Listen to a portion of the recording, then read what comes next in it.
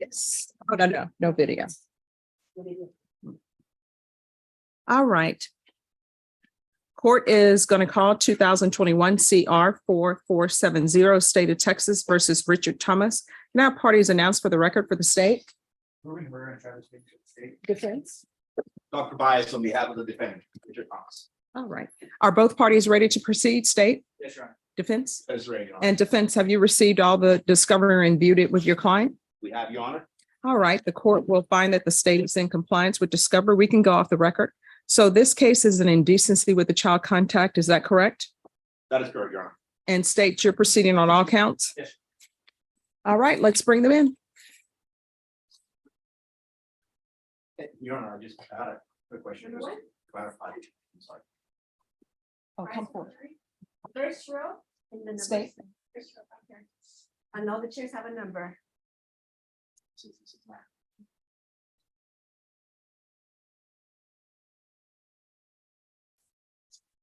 Number 8, who's number 8?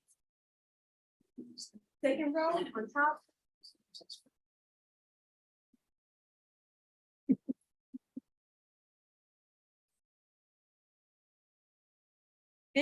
Who's 15? Oh, there's a bitch. You're the first one, the bitch. No, keep on walking.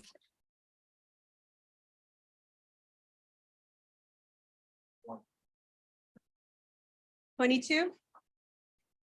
22? You're in the next row?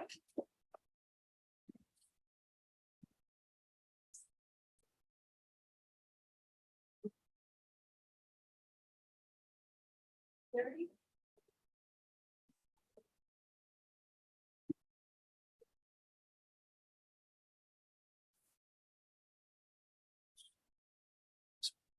$37?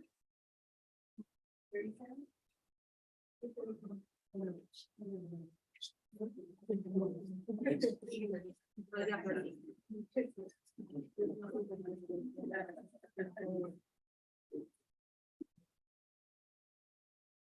Yes. Your next row?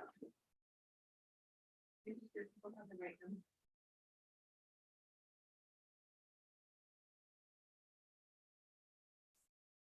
Number 44, 24, 44. Thanks, let's see. Get your numbers, you'll be reading them.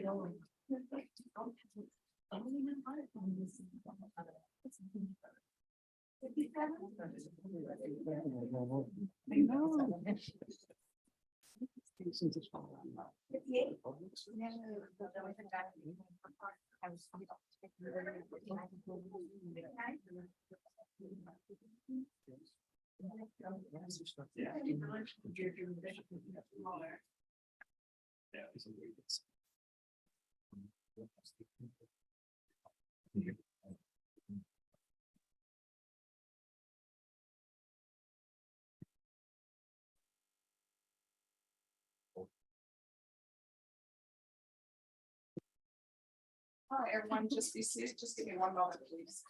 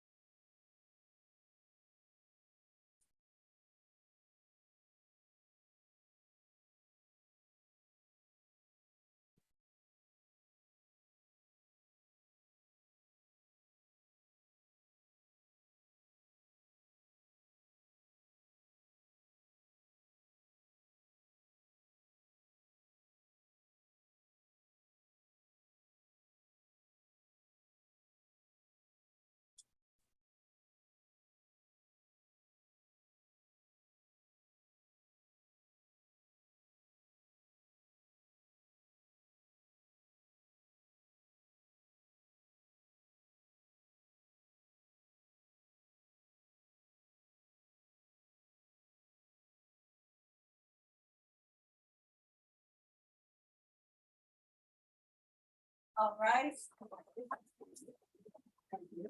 All right, everyone, please be seated. You can stay in the hallway.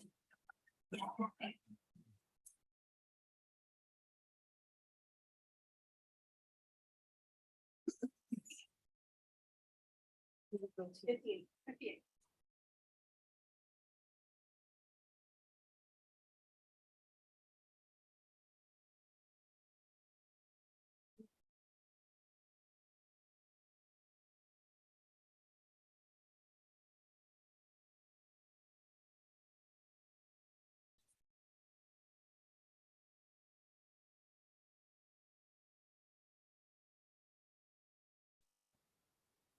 Thank you. All right.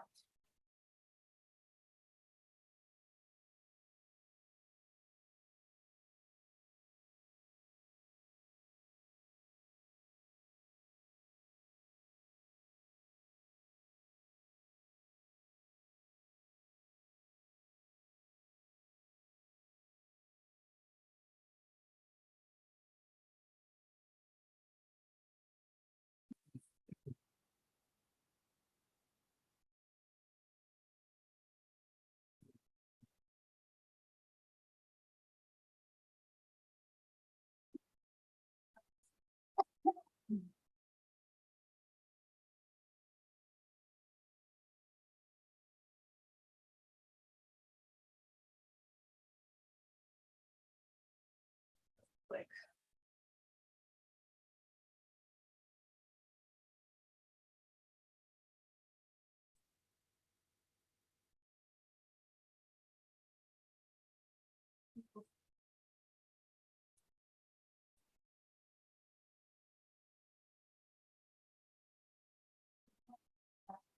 Yes. No, right?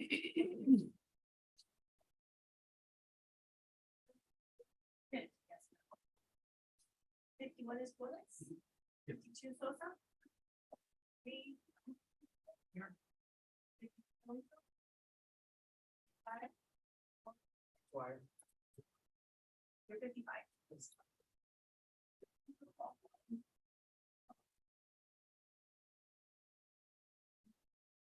He needs help. Here. Where do you want? Up here.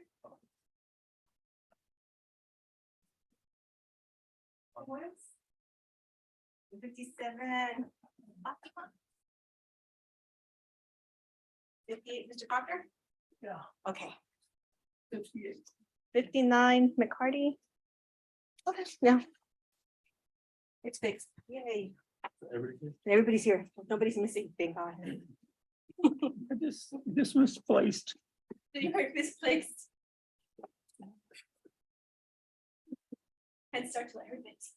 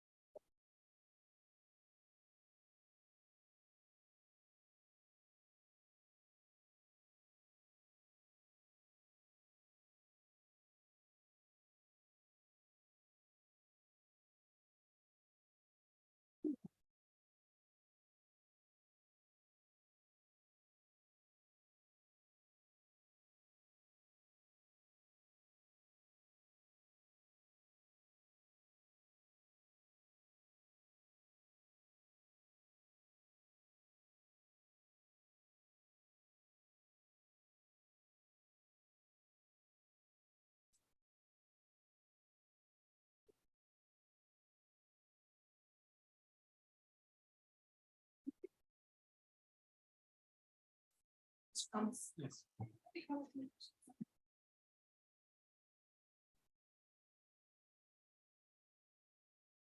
All right, everyone, so you won't have to move around so much and go in and go out. There's just a couple of matters that need to be taken out. So we will be ready for you in just a moment. I hope everybody's enjoying the heat. I don't know what it is about San Antonio. I'm not originally from here, but in San Antonio, we complain when it's cold. And I tell everybody, it's gonna be 100 degrees pretty soon. And then when it's 100 degrees, we say, oh no, it's too hot. So whenever it's freezing cold, I just think of the summertime. And I know it's slightly hot in here. So I've already sent a text message to the powers that be to tell them about the temperature in here, and we'll see what happens. The thermostat that's over here, it doesn't work. So I could turn it on and pretend like I'm doing something to it, if that'll make everybody feel as though they feel cool air.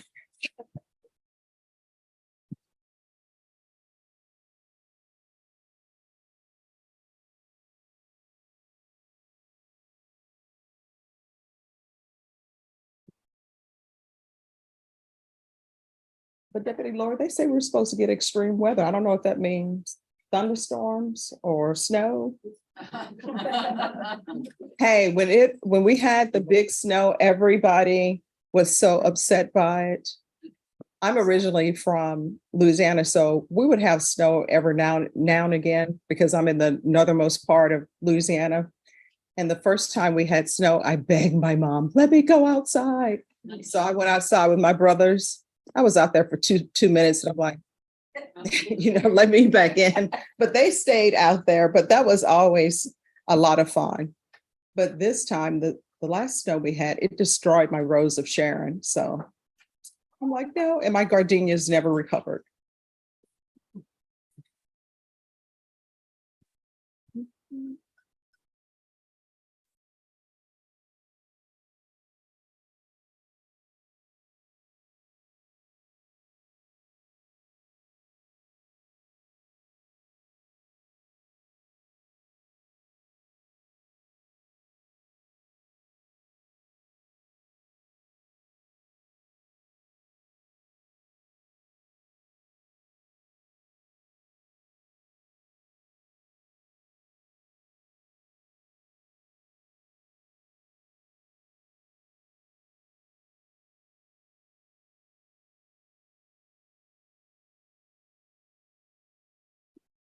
All right, everyone, excuse me.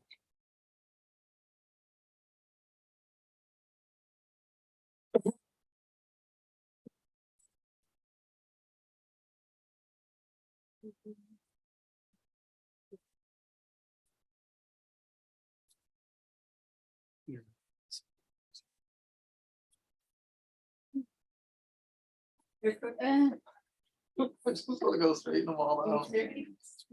I suspect. That actually missed all the other ones. All of them are proven. That looks good. Just look at it. This side, I'll look along from this.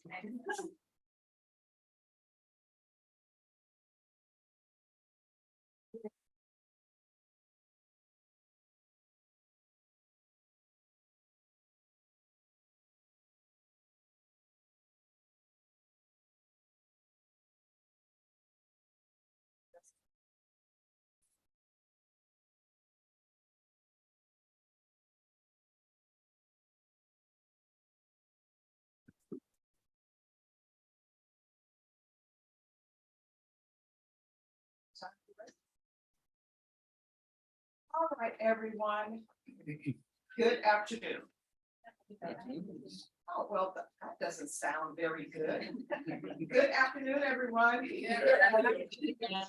All right, I'm Judge Stephanie Boyd. You're in the 187th District Court. It is on the 4th floor.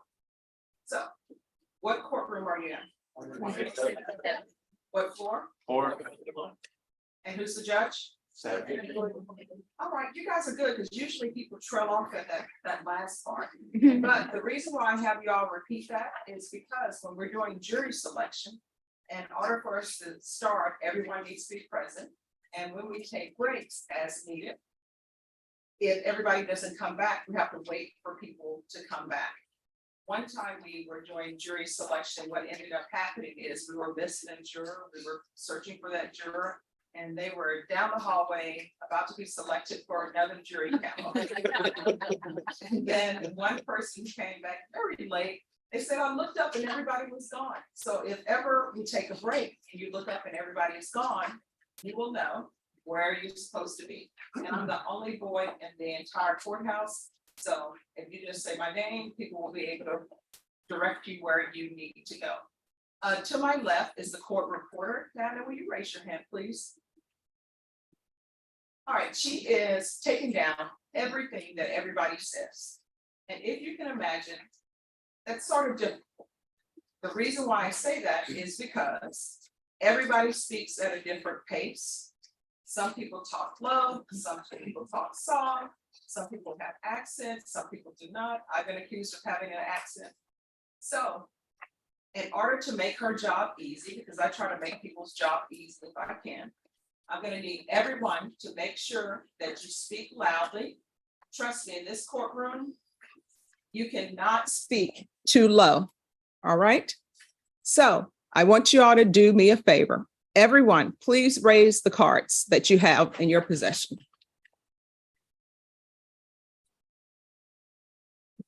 All right, and keep them raised until I ask you to lower them. So everyone in this box here, if you could lower your cards. Everyone just on this front row here, if you'll lower your cards. Anybody else who has their cards still raising, to make Diana's job easier, whenever you're asking a question or you have something to say, if you can stand, please stand, because she'll be able to hear. Our acoustics are not good. So when you're at the very back, she cannot hear from that far. All right? All right, you can lower your cards. And those cards you have are very important, because another thing, yes, she can take down two people talking at once, but that makes it very difficult. And sometimes she can't get everything that people are saying. So whenever there's something you want to respond to, or any time you want to say anything, just raise your card and someone will call on you and then you can speak. Now I'm going to introduce you, have the parties introduce themselves for the state of Texas. My name is Juror. Travis Banks. For the defense. Good afternoon, everyone. My name is Dr. E.R. Bites. All right. And then your client. And this is my client, Richard Thomas, by the way. Right. So the charge in this case is indecency with a child by contact. And I'm going to talk to you about that in a little bit.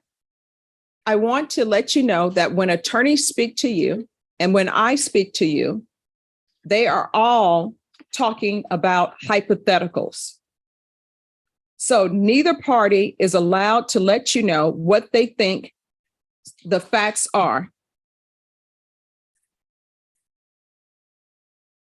So when they talk to you, they are just speaking in hypotheticals. No one is allowed to talk to you about this specific case and this specific facts of what they think the facts are. Does everyone understand? Yes. Right.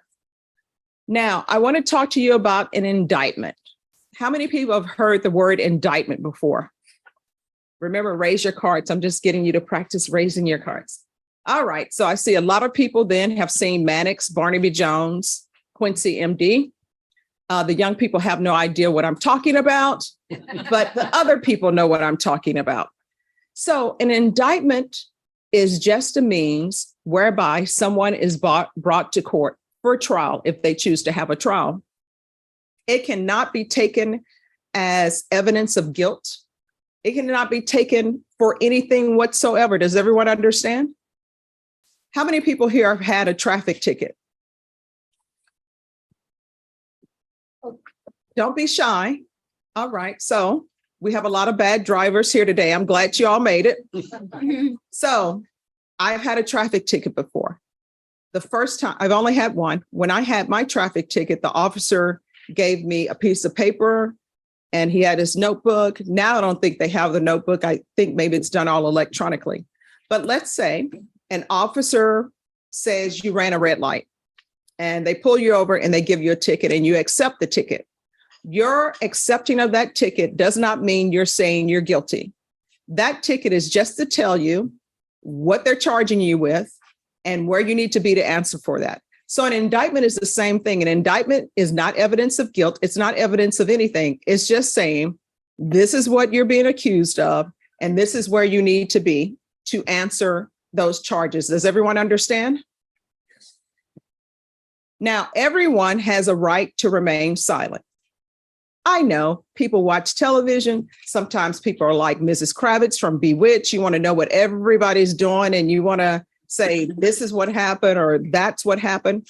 But in criminal cases here in Texas and really throughout the United States, everyone has a right to remain silent. That basically means that nobody has to testify. There are many reasons why people may not want to testify. Sometimes people are shy. Sometimes people are afraid of public speaking. Sometimes people stutter. There are a whole host of reasons why somebody may decide not to testify. I've been a defense attorney and a prosecutor. Sometimes as a defense attorney, I would tell my client, there's no need for you to testify. The state didn't prove their case. So there are many reasons why somebody would not testify. You cannot hold it against somebody because they did not testify. You cannot say, well, I really wanted to know what that person would say. So because they didn't say anything, I'm going to take it as evidence of guilt. I'm going to say, I would have gotten up on the witness stand, so I'm going to hold it against that person. You are not allowed to do that. Does everyone understand? Yes. So in this case, if Mr. Thomas decides not to testify, you're not allowed to hold it against him. Does everyone understand? Yes. Is there anyone here who would hold it against him if he decided not to testify? Okay. Now, I want to talk to you about presumption of innocence. Everyone who's charged with an offense is presumed to be innocent until and unless the state proves its case against them beyond a reasonable doubt. And that's for every element. So what does that mean? That means that the state may have to present evidence to you if you're selected for this jury. And you will have to look at that evidence and decide whether or not Mr. Thomas is guilty. Does everyone understand? Yes. So if you were asked right now what your vote would be in this case, what should your vote be right now? Yes. Well, not guilty. I heard innocent over here. Thank you. So a lot of people think that a jury trial is deciding whether someone is innocent. It's really not. When people go to a jury trial, it's to decide whether someone is guilty or not guilty, whether the state proved their case or did not prove their case. Now, in Texas, the burden of proof is proof beyond a reasonable doubt. That's the burden the state has. The defense does not have to prove anything. In law school, they would always use the example, defense attorney can go to sleep. Defense attorney can play video games. Defense attorney can play crosswords, puzzles, right? That's true. You know why? Because they don't have to prove anything. The defense is not, the evidence, the burden never shifts to the defense table. So if ever you're deliberating and you say to yourself, well, the defense should have brought this, or the defense should have done that, that means that you have shifted the burden from the state and moved it to the defense, and that is not allowed. Does everyone understand? Yes. Now, the next question is, Stephanie Boyd, what is proof beyond a reasonable doubt? When I was in law school, you had to memorize that definition. If you didn't know that definition, you felt like such a failure. So the very first trial I had to know that definition. I knew it forwards and backwards. I knew where to pause for dramatic effect. I knew where to put the comma. I knew where the exclamation point went. So after that trial, guess what? There is no longer a definition for proof beyond a reasonable doubt. So neither the state nor the defense can give you a definition because we no longer have a definition. So how I would explain it to people then was by telling them what it is not. Next door is the historic courthouse with the green rooftop. Over there, they try civil cases, car accidents, those type of things involving money. On those cases, the burden of proof is preponderance of evidence, more likely than not.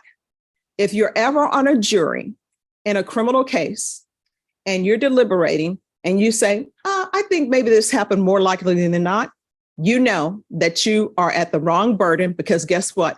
You're not in the historic courthouse, you're on the criminal side.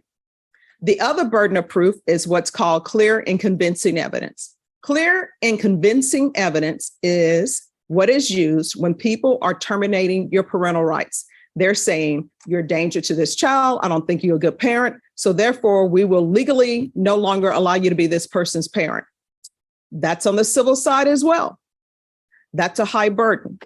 The highest burden we have, though, is proof beyond a reasonable doubt.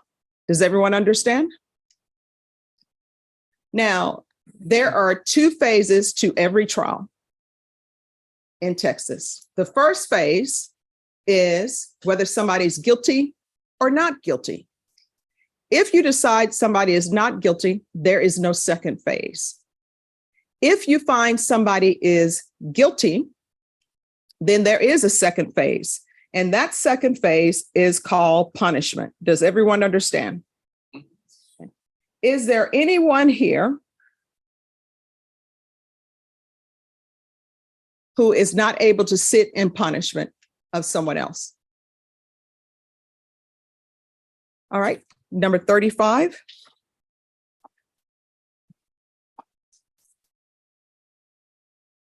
All right, and people, when I say that, I mean, is there a religious reason? Is there? No. So if it's not a religious reason, something that will interfere with your psyche and destroy it so much that you can't sit in judgment of somebody, then that doesn't count. So if it's a religious reason, you need to have that Bible verse ready for me. And I'm from the South. All right. So 35, who else? Raise your card. Number 9, 57, and 61.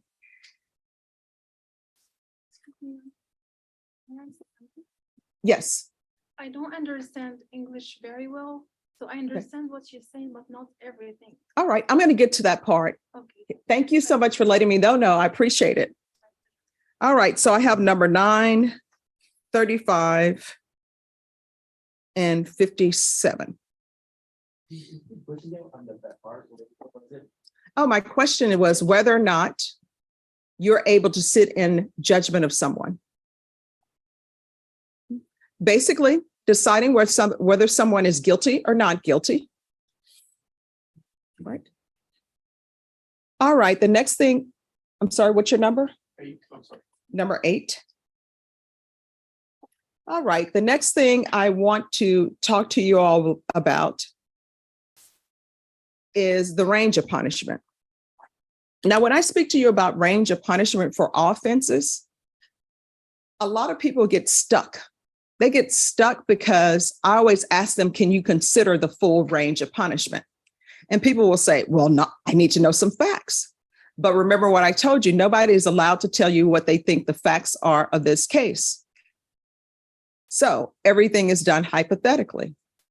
For example, if there were a murder case and I asked you, well, let's not use murder because people are no longer eligible for probation for murder, but no, we'll go ahead and use the murder example. All right, if somebody was charged with murder, the range of punishment for murder is 5 to 99 years or life in prison. Does everybody understand? All right. Now, when I ask people, can you consider the full range of punishment for murder? Sometimes people will say, oh, no, I can't do it. Somebody deserves life or somebody deserves 90 years or whatever you feel. But then when I have people to start thinking of examples of maybe whether you would consider 5 years for somebody, then they said, oh, I can see it in that situation. People would always give the example of, you have a couple, they're deeply in love. They've been high school sweethearts forever. One is dying. They are now in their 70s. One is dying. one has an incurable disease and they're in constant pain and they keep telling their spouse, you know, I want to end it all, help me end it all. And they help them end it. In Texas, that's murder. Now, maybe in that case, you would consider not life in prison. Maybe you would consider 5 years. Does everybody understand?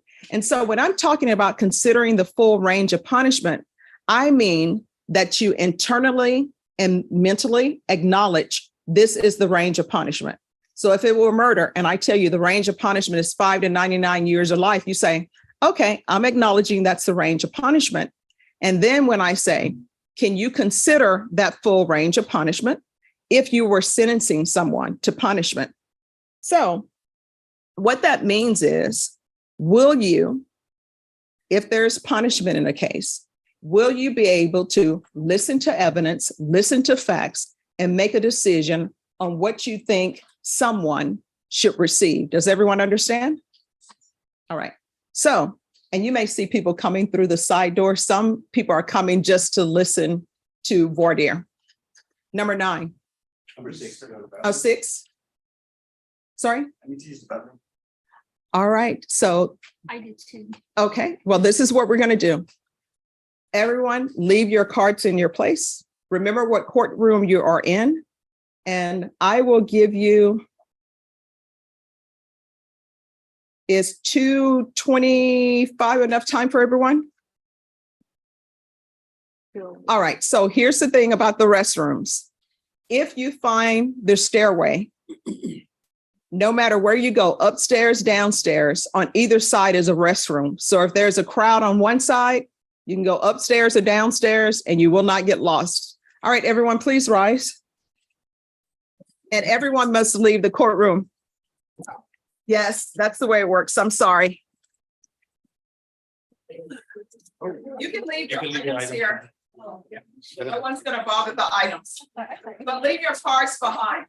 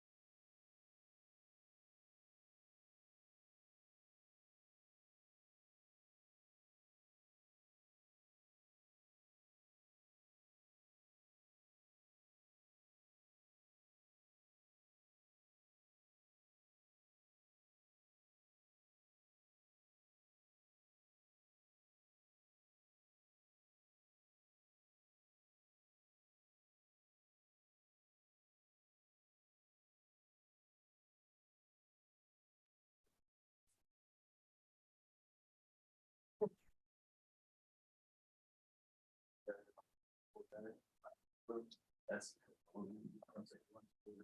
Yep.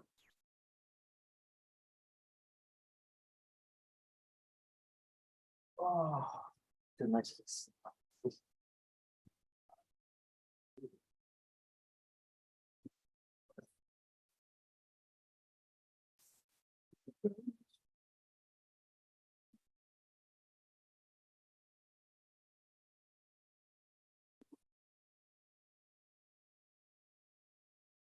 Step really.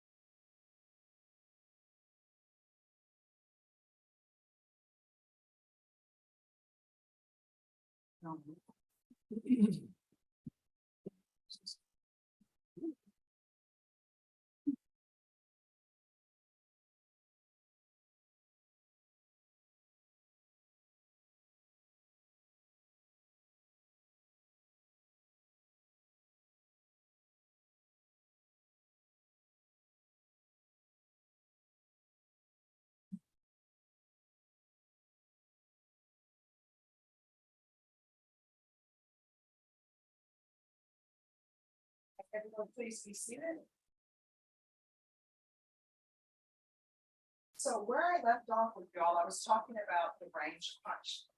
And how when I talk to jurors about ranges of punishment, they find it very difficult because they don't know the facts of the case. And they always say, well, I don't know if I would do this or that because I don't know the facts of the case. Nobody is asking you what you would give in a specific case if you were to find somebody guilty, because these are all hypotheticals. But what I'm asking you to do is internalize the range of punishment and then be able to consider it. So, for example, in these cases, or this case in particular, the range of punishment may be anywhere from probation to 20 years in prison. Does everybody understand? And the minimum, if you were to sentence someone to prison, would be 2 years all the way up to 20. So as you can imagine, there is a wide range of punishment. There's probation, there's 2, 3, 4, 5, 6, 7, 8, 9, all the way up to 20 years.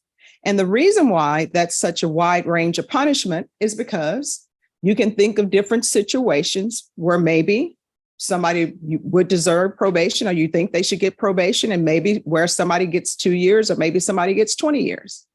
So in cases involving children, sometimes people think, oh, well, now that I've heard facts on something, this is a 16-year-old and maybe the person is 20. I've watched some programs where somebody was convicted and now they are 40 and they're married to the former 16-year-old who's now in her 30s, or he is now in his 30s. So that's what we mean when we say range of punishment, not that you would give it in this specific case because you don't know the facts, but whether or not you can internalize that this is the range of punishment and that you will be able to consider that if you were to find someone guilty and put the facts of whatever you hear to make a decision on punishment. Is there anyone here who could not consider the full range of punishment? Okay. The next thing I want to talk to you about is what's called the one witness rule. I'm going to give you a hypothetical. Do not add to the hypothetical that I am about to give you. Here's the hypothetical. Someone is in a parking lot. It's dark. And somebody robs them or commits an offense against them. They call the police and they say, oh, I know who did it. It's this person. I can describe how they look. You're with me on my hypothetical? Here's the question for you. Because there is only two people who know what happened in the parking lot, the person who's saying, I know who did it, this is the person who did it, and the person who's alleged to have done it. Is there anyone here thinks that that's a case where people should say, well, you know what, we're not going to even report this because there's only 2 people. Is there anyone who feels that way? So here's my hypothetical for you. There is a person who says a crime has been committed against them. They come in and they take the witness stand. They're sworn in. They're sworn to tell the truth. They testify. You believe what they're saying. There's no question about their eyesight, because people always want to add to my hypothetical and say, well, maybe their vision was off. They have perfect eyesight. There's no question about their memory. Their memory is excellent and perfect. The witness is credible, which means you believe the witness. And this one witness proves the state's case. Everything the state must prove, this witness testifies to, and you believe it. Does everyone understand the hypothetical? Is there anyone here who would not be able to find someone guilty in that hypothetical case? Okay. Now, the next thing I want to talk to you is about languages. I love languages. In undergrad, in grad school, and in law school, people, yes, number 75. Yeah, I'm going back to the one you were just talking about right now. I think it'd be hard for me to say. You need to stand up. I think it would be hard for me to convict somebody just based on what's one other person is saying with no other witness. All right, thank you. Now, I want to talk to you about the English language. So when I was in school, there were many people around me who spoke several languages. When I was in junior high, now they call it middle school, we had a choice of what languages we wanted to take on as a second elective.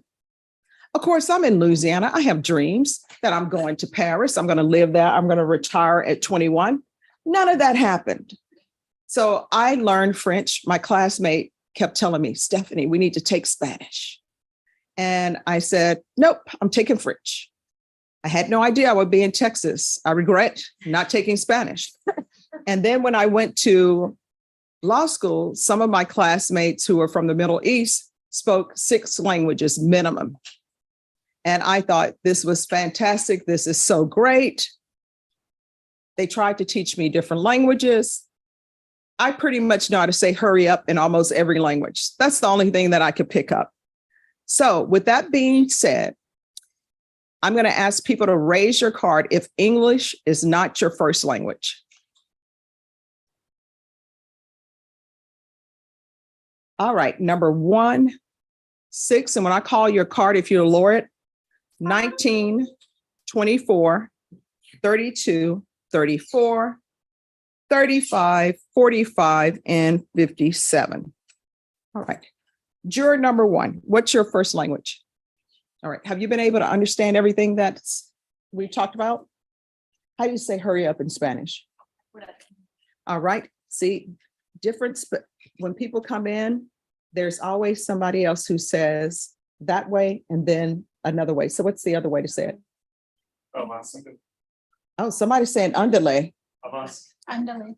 All right. Thank you. All right. Number 6. All right. Have you been able to understand everything? Yes. All right. Did she tell me how to say hurry up correctly? Yeah. Oh, see, he doesn't sound confident. Depends, just from Puerto Rico, we got different things, so All right. So how do you say it? avanza. Ah, all right. Thank you. Number 19. 19. Yes. Have you been able to understand everything? Are they correctly telling me how to say hurry up? Yeah. All right. If they're not, just let me know. Number 24. Spanish, All right. Have you been able to understand everything? yes. All right. 32. Spanish, Have you been able to understand everything? All right. Number 34. Spanish, Have you been able to understand everything? yes. Okay. 35. Ah. So how do you say hurry up? Yes, that's what I learned from my friend. That's all I know. All right. Have you been able to understand everything? All right. Thank you. 45. All right. Have you been able to understand everything? All right. And guys, remember, if you're not on these 3 rows, if you can stand so that the court reporter can see you and hear you. 57. And what is your first language? Arabic. Arabic? Moroccan, Ah, so is he right in telling me yalla yalla? that's a different dialogue. Yes, it's an Arabic, but not Moroccan. Moroccan, we see Serbi, Serbi. It's a little bit different. All right, thank you. Oh,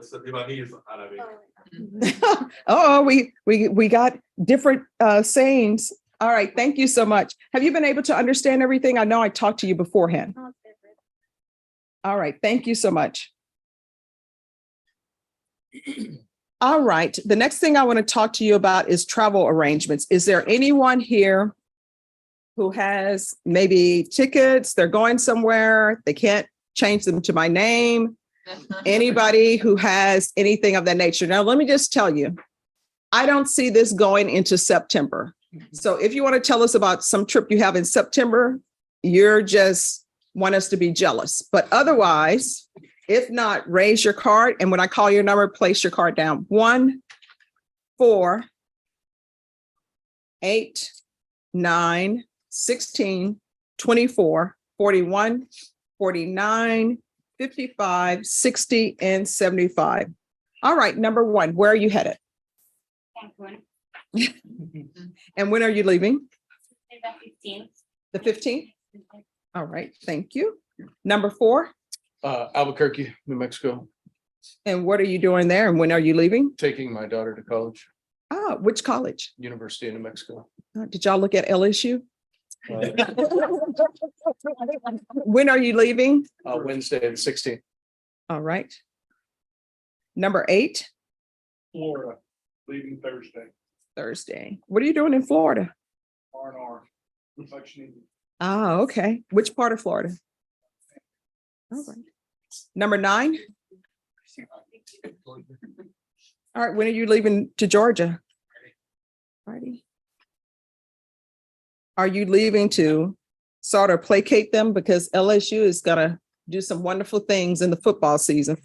I want this name and pass. Okay. All right. Number 16. I'm not going on vacation, but I'm leaving tomorrow out of town for a family funeral. Oh, I'm so sorry to hear that. Number 24. Colombia And when are you leaving? on the 29th, I'm sorry, when? 29, 25? 29. No. I'm moving on to the next person. Was it 25 or 20, 28? When? Okay, I'm not even gonna ask you what you're doing. Business. Okay. Number 41.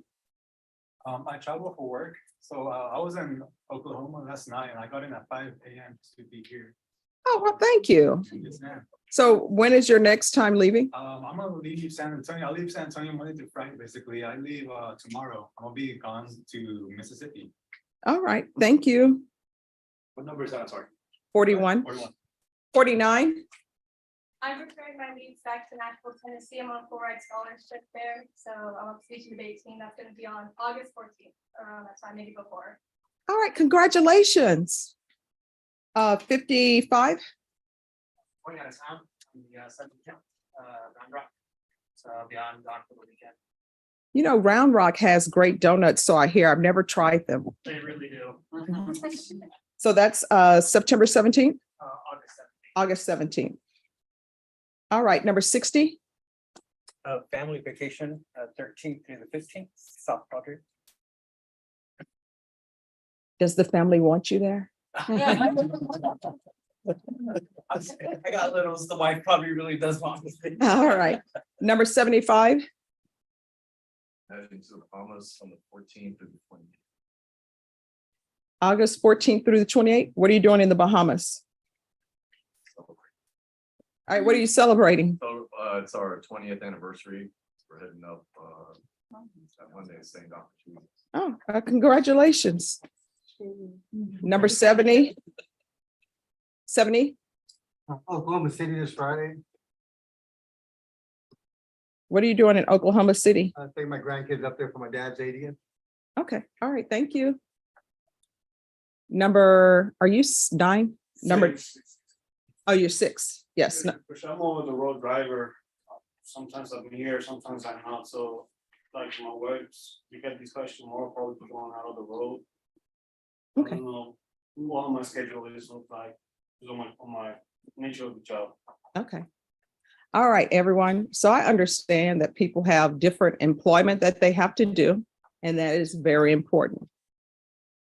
But this is what someone told me one time. They said, Stephanie, if anything were to happen to you, you know what we would do? Now I'm thinking he's going to say, they're going to shut the city down. People are just going to be distraught in the streets. No, you know what he said? They're going to say next. So I always tell people with employment, if you're the only person who can do that job, by that I mean, if you were to win the lottery and you quit today and don't give any notice, you are indispensable. If they tell you, oh, well, we're never going to be able to fill this position, this is done for. If you're the person who delivers groceries and you win the lottery and you quit delivering groceries and they say, oh, well, there's not going to be any grocery delivery anymore because there's absolutely nobody on the planet who can do that, then you're indispensable. So I want to tell you all two stories before I turn it over to the state and the defense. And both these stories are true. So my family, and when I say my family, I mean my mother, her siblings, my grandmother, they all grew up in a small town called Grand Cane, Louisiana. In its heyday, I think maybe it had 2,500 people. So my uncle, super intelligent. And that was back in the day where the teachers didn't have to call anybody or write a report. They would just move you up a grade because we've taught you all we can teach you. We're moving you up to the next grade. So they did that for my uncle. Now, of course, with his sisters and his brother, when they came to school, because everybody knew everybody, they would tell them, we know your brother. We're expecting a lot out of you because he's super intelligent. So he ended up graduating high school early. And the Vietnam War breaks out. And he tells my grandmother, you know what? They're drafting all of the boys here. I'm just going to go ahead and sign up. Well, because of his age, she was going to have to give him permission to sign up.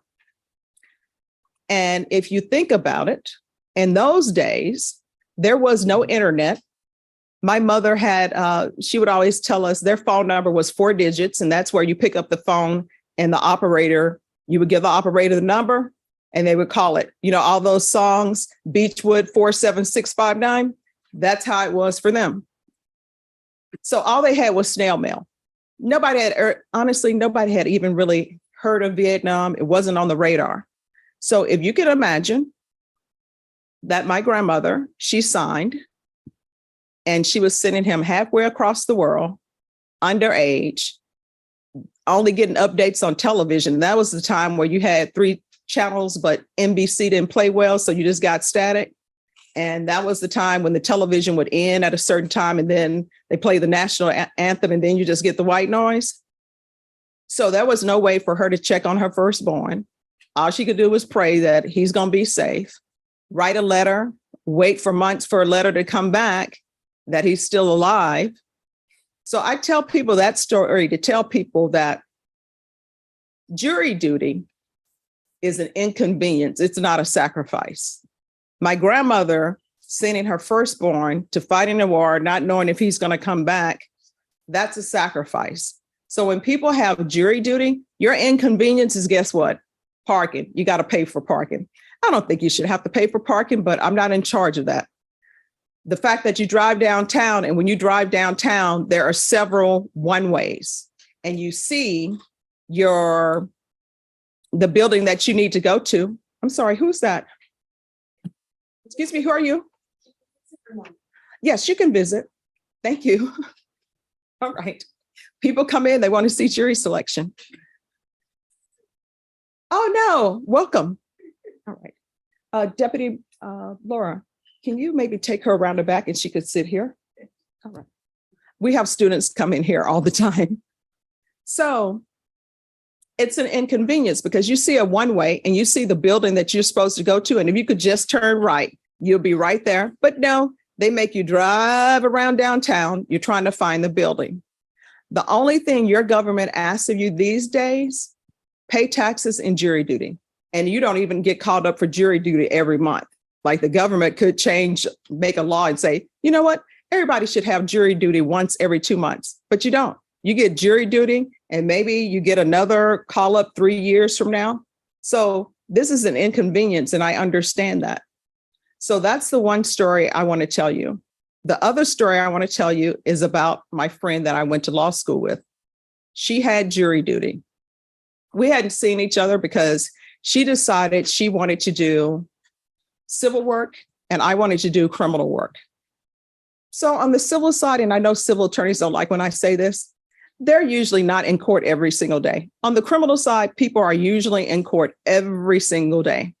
So she calls me up and says she has jury duty. And she says, Stephanie, let's do lunch, because we hadn't seen each other forever. So we do lunch and I'm talking to her and I ask her, how is jury selection going? And she tells me it is going fabulous. Looking back on it, I'm like, how could it be fabulous? You're not in the 187th with me, but she tells me it's going great. I say, well, what's so great about it? She's like, I'm not going to get selected. I'm like, what do you mean you're not going to get selected? She said, it's like when we were in law school. I'm on the back row. I'm keeping my head down. I'm not saying anything. And I tell her, oh my gosh, this is going to be a great week. And she asked me why. I said, because we're going to have lunch every day this week, because the people who are usually on juries are people who are very quiet. Or if you raise your card and say, please place me on this jury.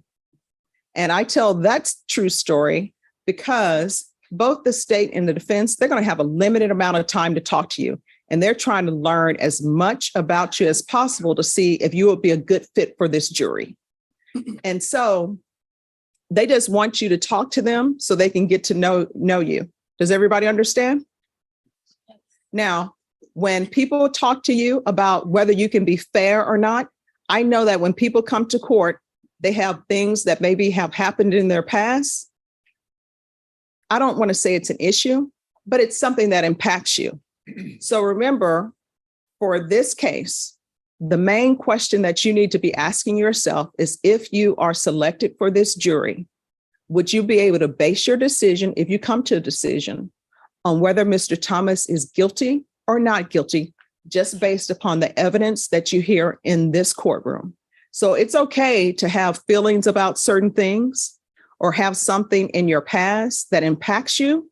But in jury trials, the main question is whether or not you can sit and listen to the evidence and base whatever decision you come to, if you come to a decision, on what you hear from inside the courtroom. Does everyone understand?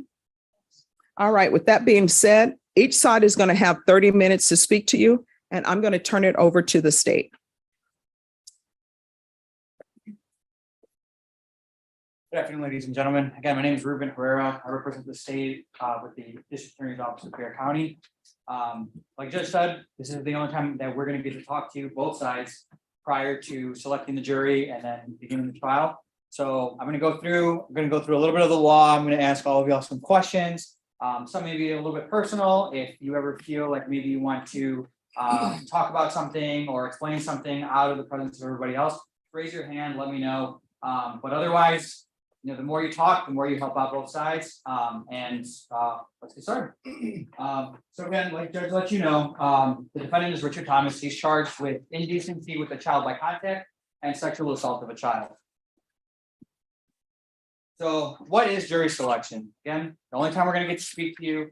The goal of both the state and the defense is to find 12 fair, unbiased people that will be able to sit and listen to the evidence on the case that we're presenting to you. We can't get into any specific facts of the case, so everything that we talk about is going to be hypothetical, general, kind of. Sorry, I'll slow down there. General hypothetical details about certain situations. There's no wrong answers. If you all look at your feet, there's no trap doors. You're not going to be sent anywhere for answering anything wrong. Your opinions are very valuable to all of us, so we just want you to answer as truthfully as possible. And again, like Judge said, the quiet ones are the ones that get picked. So the more often you talk, the better the chances you're going to say something that maybe one of us doesn't like. Raise your hand if anybody can tell me who this gentleman is. And make sure you raise your numbers as well. Let's go with number 27. If you can stand up and speak. That's Willie Nelson. And number 27, what is one of Willie Nelson's favorite things to do? Oh, smoke pot. There you go. Now, if we were present, you can have a seat. Thank you. Now, if we were presenting to you all possession of marijuana case, would Willie Nelson be the best juror to have sit on that case? And so it's possible that he could be a little bit biased based on his preference of extracurricular activities, right? So that's kind of what we're trying to find here. We want to find 12 people that can sit on the jury that are going to be good jurors for this case. Now, you might not be a good juror for this case, you might be a good juror for another case. But we want to find 12 people with unbiased, fair opinions to sit on this jury. So what is a fair and impartial juror? It's someone who will follow the law that's given to them by the judge, and someone who will base their decision only on the facts that are presented in this case. Now, the state's burden is to prove every element of the offense beyond a reasonable doubt. So what does that mean? Doesn't mean beyond all doubt. So we don't have to prove everything to you. We don't have to prove the elements 100% that they happen.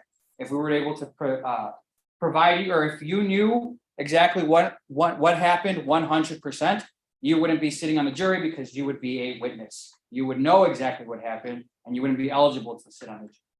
So again, it's not 100%. What we have to do is prove it beyond a reasonable doubt. Now, just because something is possible doesn't mean that it's reasonable. So we just have to prove it to you beyond a reasonable doubt, not all possible doubt. And the reasonable doubt that you may have only applies to the elements of the offense. Now, you can have, for example, a reasonable doubt about whether or not somebody was wearing a red shirt versus a blue shirt, or whether it happened at 12:01 versus 12:02. You can have reasonable doubts about those. However, we have to prove to you the elements of the offense beyond a reasonable doubt, not every specific detail beyond a reasonable doubt. To kind of illustrate that, I have a picture here. Raise your hand if you have an idea of what happened in this picture. Let me go over here. Number 2, what happened? Cat did it. The cat did it. All right. Is there a cat there? No. No. So is it based on the picture, what's likely there, or what do you believe happened? The dog tore up the chair. The dog tore up the chair. Now, is it possible that the cat did it? It is possible. If Is there's a it- cat in the house? Is it possible that a random person walking past your window saw that chair, said, I don't like that chair, broke in and cut it up, and then just left your dog right there? Exactly. So that's kind of what I'm illustrating here. Just because it's possible doesn't mean that it's reasonable based on the evidence and the facts that are presented to you in this case.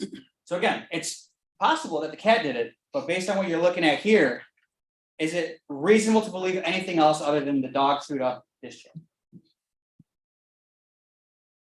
No, right? Okay. So that's what we're trying to show you. We're going to present to you the facts and the evidence, and the goal is to, the state's burden is to prove those elements of the offense to you beyond a reasonable doubt. Again, not beyond all possible doubt, but beyond a reasonable doubt. So the charge of indecency with the childlike contact. I've been talking a lot about elements of the offense. These are the elements of that offense. So it's the state's burden to prove to you that on or about some date anterior to the indictments, just before the case was indicted, in Bexar County, Texas, the defendant did intentionally or knowingly engage in sexual contact, and that includes the touching of the genitals, the anus, or a female breast, and it also includes under or over clothing, with a child younger than 17 years of age, with the intent to arouse or gratify the sexual desire of any person. Okay, and I'll go through and we'll go a little bit more in depth into those elements. But before we do that, the defendant is also charged here with sexual assault of a child. And these are the elements of that offense. So again, we have to prove to you beyond a reasonable doubt that on or about some date anterior to the indictment in Bexar County, Texas, the defendant did intentionally or knowingly cause the penetration of the sexual organ, mouth, or anus of a child younger than 17 years of age. Okay, So talking a lot about children, child, what is the definition of a child? The age is the only factor in determining who is a child and who is not a child. Now, the defendant here is charged with sexual assault of a child. If the child were under, if a child complainant in a case were under the age of 14 years, that would be charged as an aggravated sexual assault of a child. That's not the charge here. So you're not going to be seeing, or you're not going to be hearing from a complainant who is under the age of 14 years. In order to be charged with sexual assault of a child, again, like you saw in the elements, the child has to be younger than 17 years of age. So we're looking at a complainant between the ages of 14 and 16 years old. Now, intentionally or knowingly, those are elements in both of the offenses. And what do those mean? The person acts intentionally or with intent with respect to the result of his conduct when it is his conscious objective or desire to cause the result. So an example of that, let's imagine here that my partner Travis's water bottle is open. Okay, I go ahead and grab that off the table and I pour out all the water that's in there and it all ends up on the carpet. I intended to wet the carpet with that water. I knew what was going to happen, so I poured out all of that intentionally, right? Now, knowingly is when a person acts either knowingly or with knowledge with respect to a result of his conduct when he is aware that his conduct is reasonably certain to cause the result. Now let's use that same water bottle. It's open, it's sitting at the edge of the table. I knock it over. All the water gets on the carpet. That's knowingly. I knew by knocking over that water bottle, that water was going to end up on the carpet. Okay, I didn't cause the water to fall over. I just knocked over the water bottle. But I knew that by knocking over that water bottle, the water was going to end up on the carpet. Everybody see the kind of distinguishing factor between those two? Okay. And now the state does not have to prove that he acted intentionally and knowingly. We have to prove one or the other, that he acted intentionally or knowingly in order to meet that, in order to satisfy the burden of that element. Now, raise your hand if you can answer this. I want to get your opinions. What is the balance of power and control in a sexual relationship between an adult and a child? How would you describe that? Number 43. If you can stand up for me. I feel like it might be like a little bit swayed because an adult obviously has more authority over a child, and children, they're not fully developed and don't have always a true understanding, and they look to adults to give answers. Okay. Number 20. Well, I see Juror, I just isn't.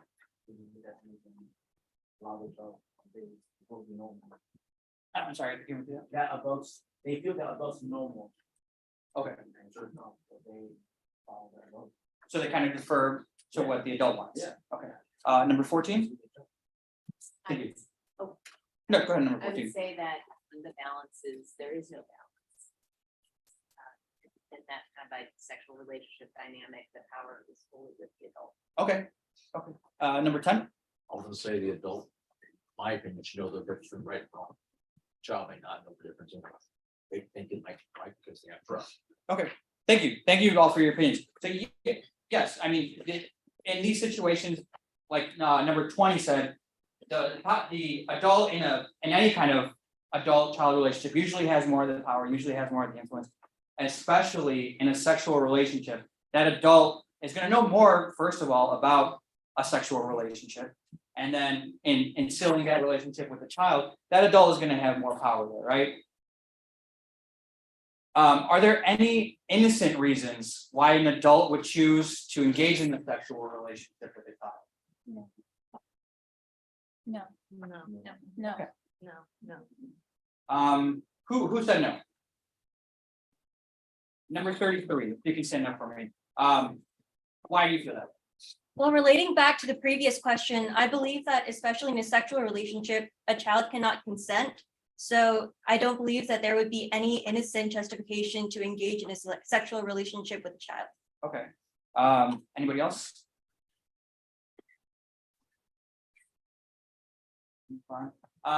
So I have a question here.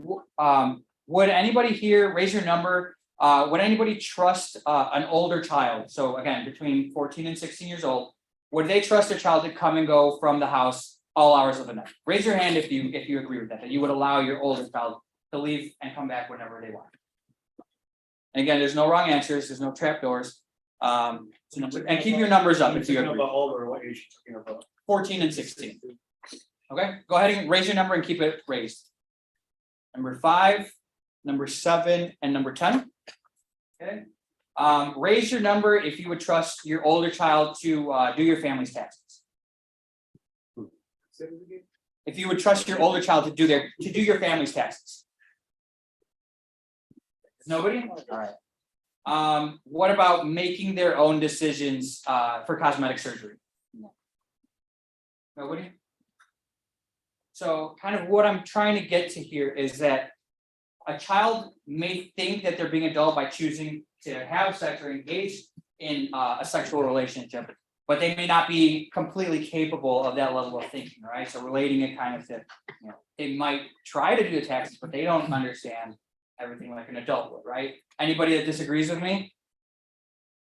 No? Okay. Is there anybody that believes that around that age, 14 to 16, it's acceptable for a child to engage in a sexual relationship? Can I say something? Yeah, of course. Can you show your number, please? Sorry. That's number 5. There's a lot of 12 and 14, 15, 16-year-olds that act like adults. And not to mention, they dress like adults. So, how can you judge Okay. a 14, and a 16, if you're letting your child go out dressed like that? That comes from home, I think, Okay. parenting, So it's kind of something that's instilled by their upbringing. yeah. Okay. And so, 'cause some of these kids, they think they're old enough, and the way they talk, oh my gosh, and you're only like, what, 12, really? Okay. You're talking like that? So, I don't know, I just. is there anybody who agrees or has a similar opinion with number 5? Go ahead and raise your number up. Number 31, 7, 10, 51, and 55. Number 51. What are your thoughts about that? Or I kind of agree. It's just how we dress. Social media.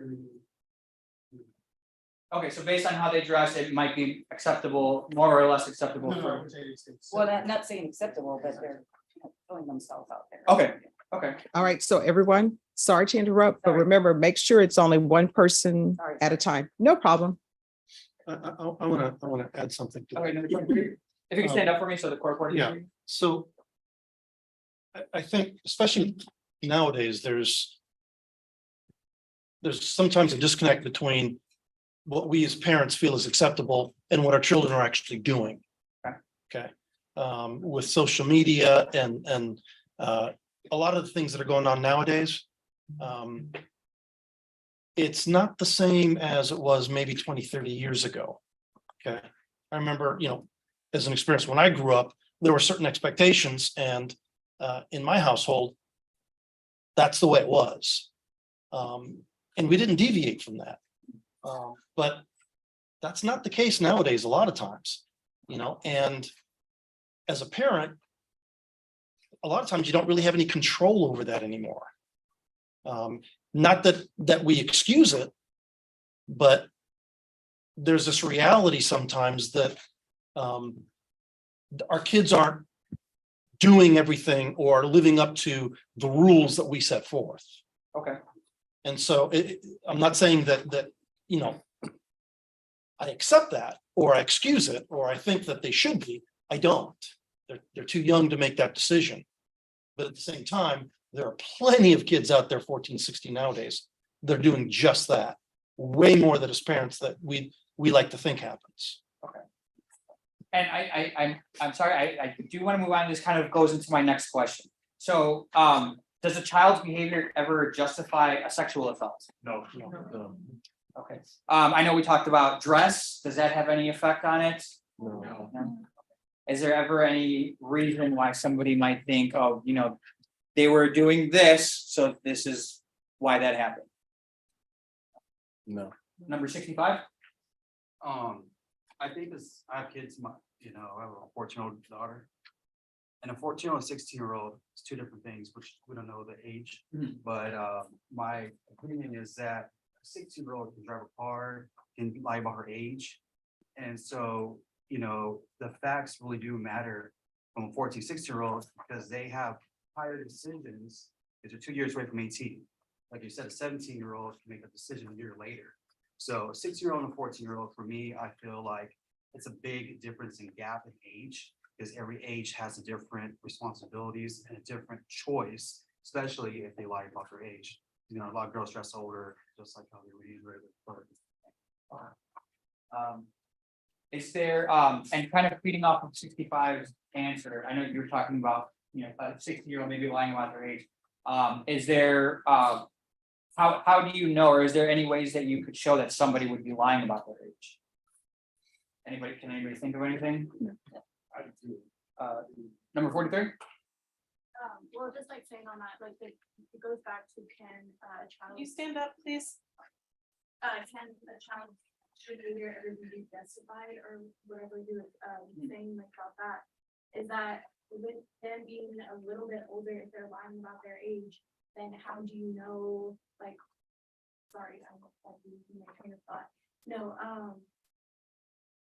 I guess you can never confidently know, but there's things that you can tell, like behaviors, certain behaviors are acceptable.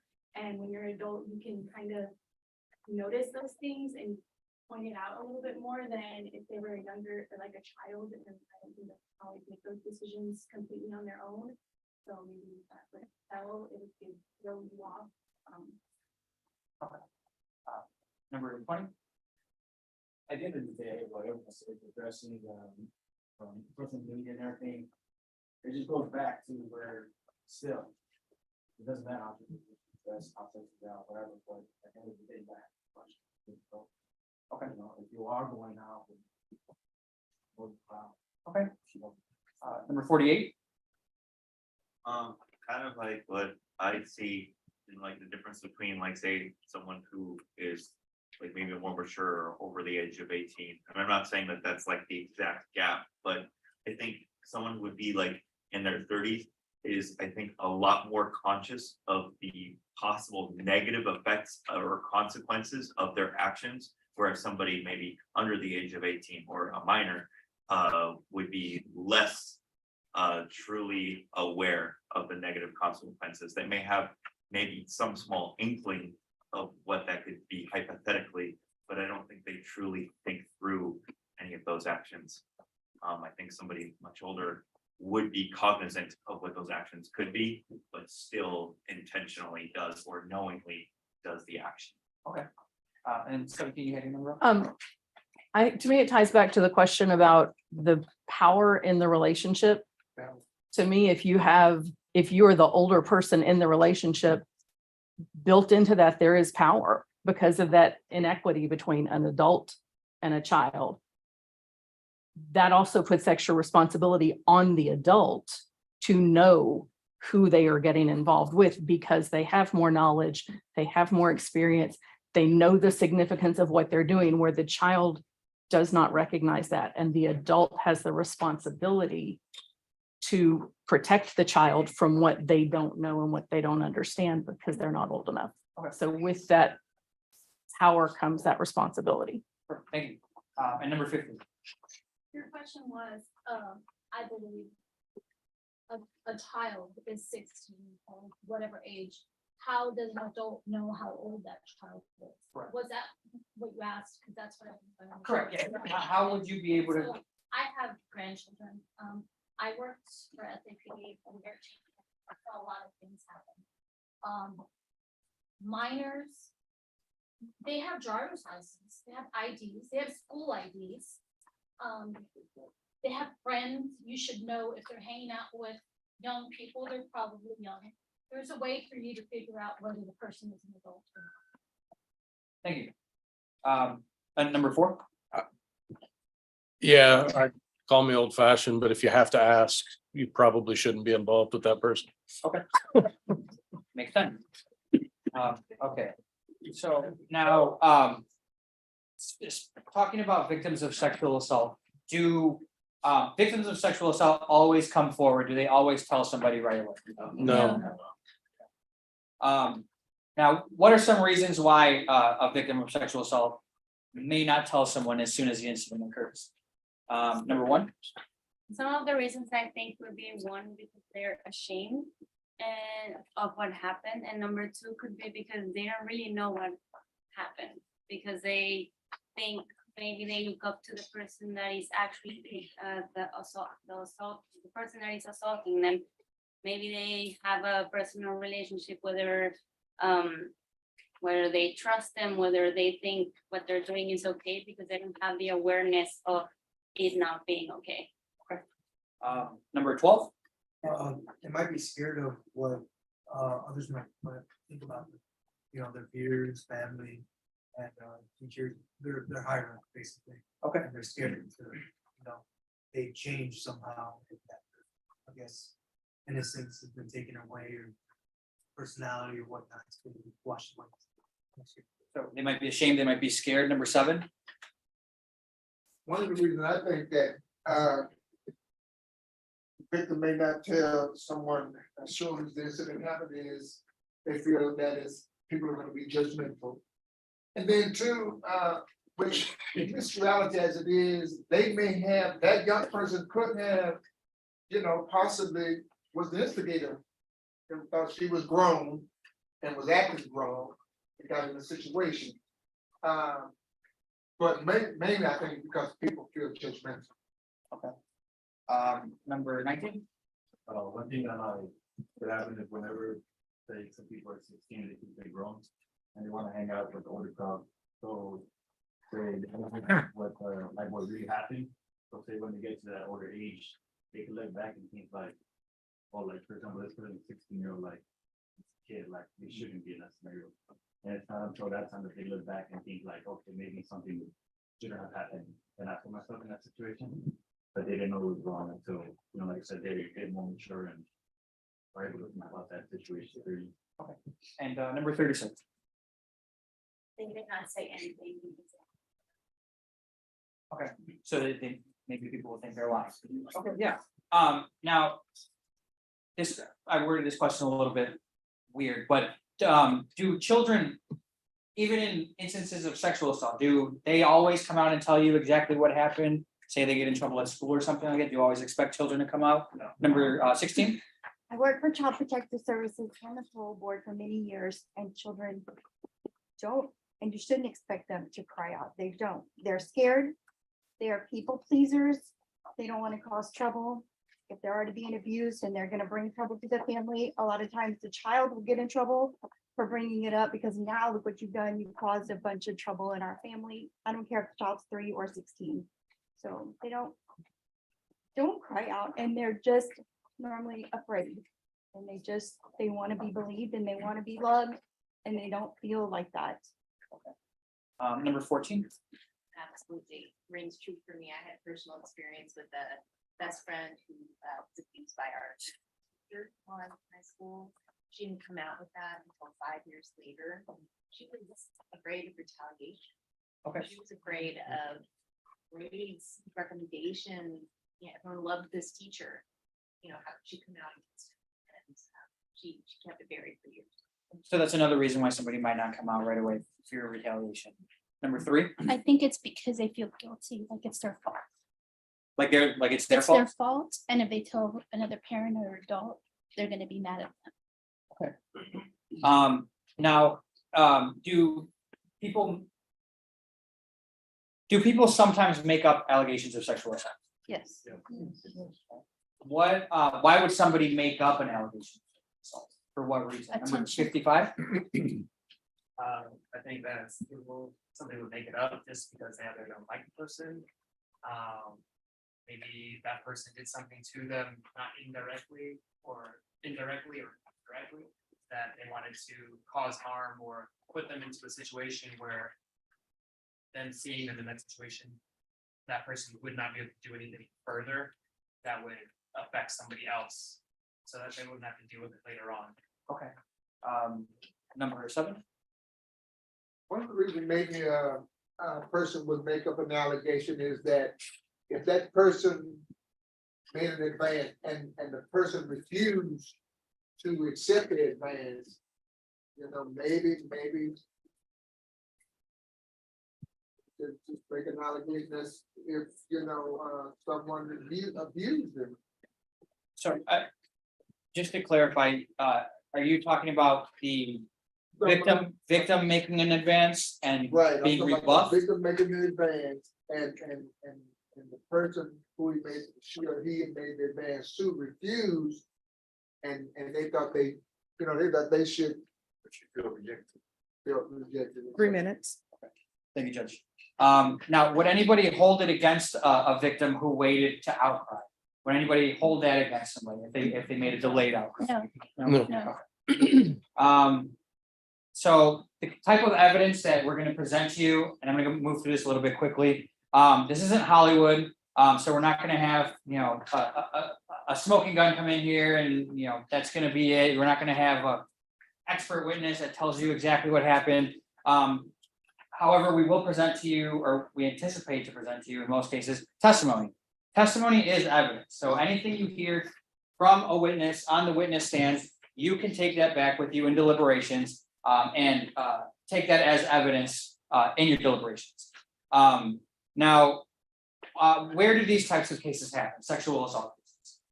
Do they happen, you know, in front of thousands of people at Memorial Stadium, or do they happen at the home? Okay, and who's usually around in these types of cases? No. And you can raise your number. Number 17. Typically, it's the victim and the person they're accusing. Okay, so typically there's only the two parties involved, right? Now, what type of evidence would you expect to see in these kind of cases? Would you expect to see photos in sexual assault cases? No. Videos, a video recording? Possibly, right? But not always. You know, if it happens in the home, there's not always a high-tech security system there to capture everything. Are there other witnesses? Sometimes. Majority of the time, not really though. Is there anybody who would require any of these types of evidence in order to reach a verdict? So not just based on testimony evidence, would they require anything more than testimony to find, to reach a verdict? So you can go ahead and raise your number if you do.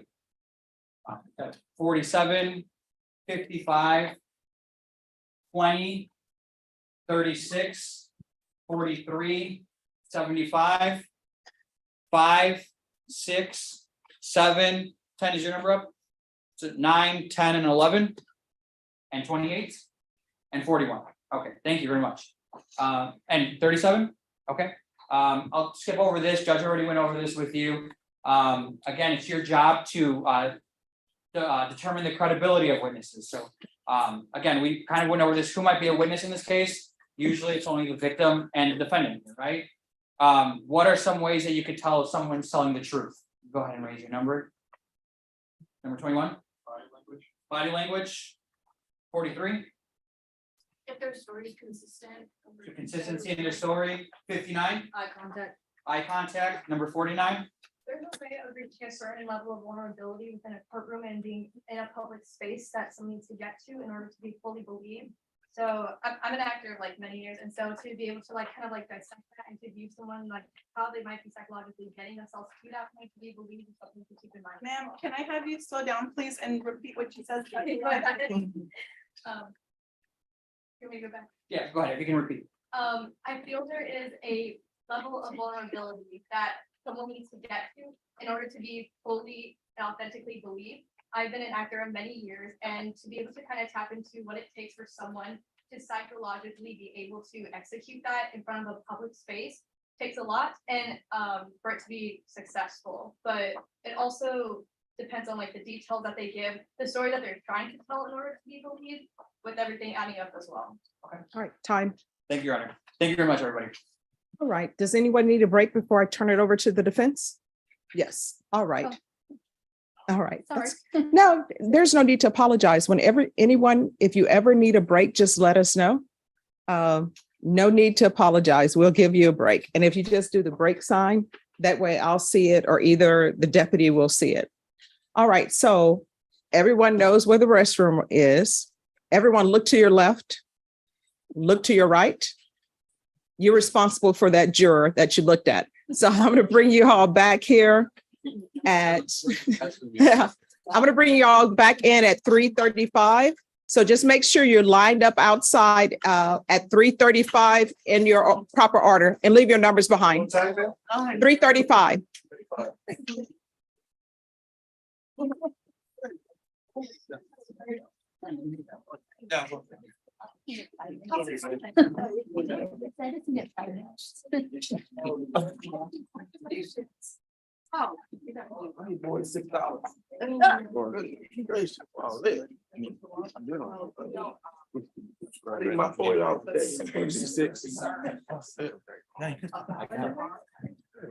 But then what ended up happening is someone informed me to pass the bar, you need to make a C.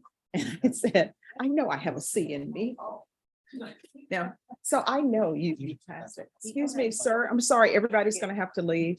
Oh, no problem. Oh, well, remain seated. I'm gonna run out. Okay, no. But no, so when I was studying for the bar, I ended up with an ear infection and I ended up with the flu.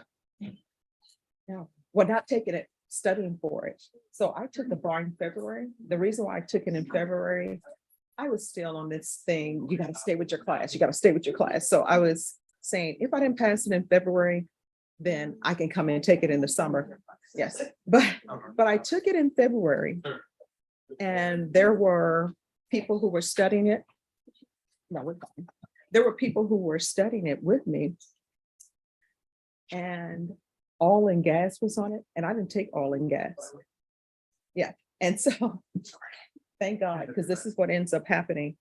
There was a guy who was studying for the bar, and he comes in to, because we're at St. Mary's, we're in all those little rooms at the library, and he comes in, and I say, man, I think I'm just, if they put something about oil and gas on the test, I'm just not going to do well. And you know what he did? He's like, Stephanie, I'm in the oil and gas business. Let me explain this to you. And he explained it better than any professor could. And it was funny because what he talked about was the thing that was on the test. And my longest answer on the test was the oil and gas question. Oh, because he drew that, he's like, this is what this called, this is what this called, this is where the line is. So it ended up being great. And then I ended up passing, but to me, I don't even think there should be a bar exam. I think if you pass, yeah, because you know, it's difficult. And I don't think people realize how difficult it is. And then it got to the point for me, you take it and you want to know immediately if you passed or not. But then you wait forever and you're just like, I'd rather not know. And then you finally know, but you're going to do well.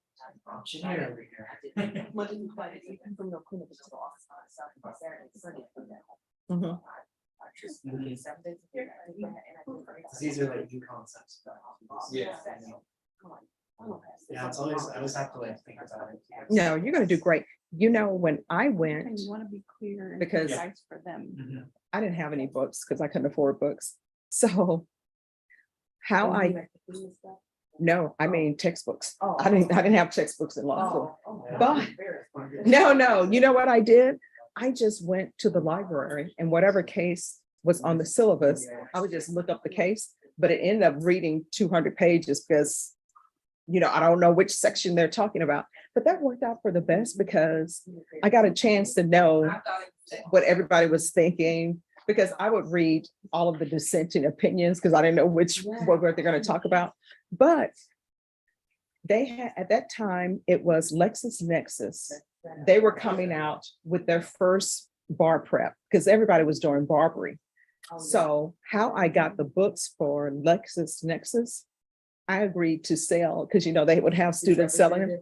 So I was selling books for LexisNexis. My friend was selling books for barbary and we would exchange the books. Yeah. But after reading LexisNexis, I was just, if they would have given us this, we would have had so much easier time with rules of perpetuity and everything. But you're going to do fine. But come in whenever you want to. You're always welcome.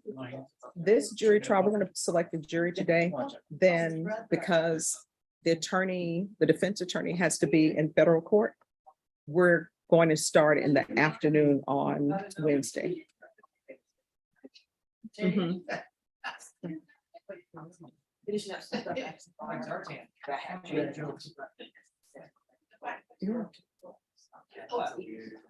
But yeah, whenever you want to come in and both sides there, yeah. Yes. Oh, yeah, and both, I will tell you, all the attorneys, they're willing to talk to you and help you, so, yeah. Oh, you want to? Some people just-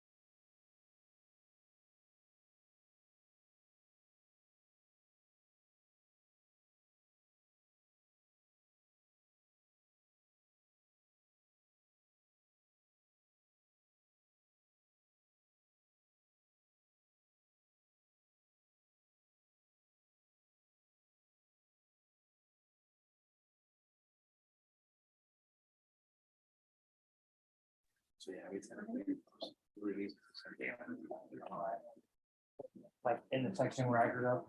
Yes. A lot of.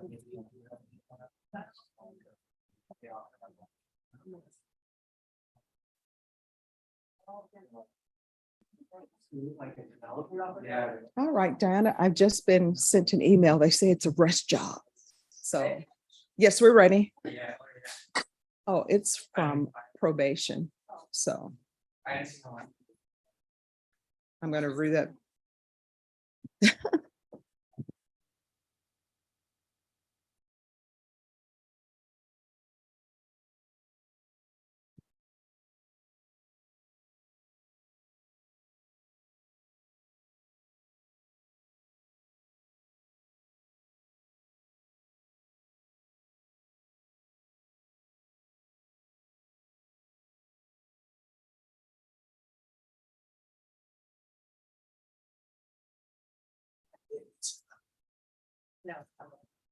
I stole it from him. I heard him say first. I couldn't help myself. After eating. I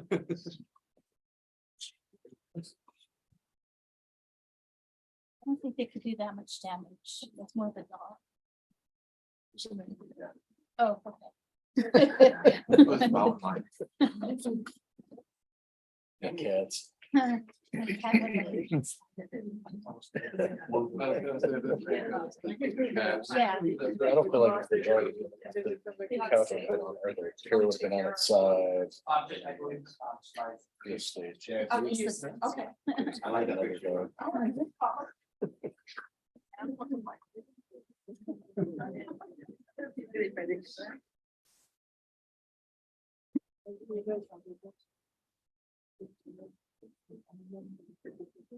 If nothing else, no.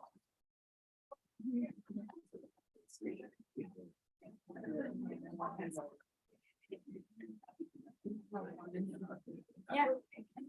My dad, All right, everyone, please be seated.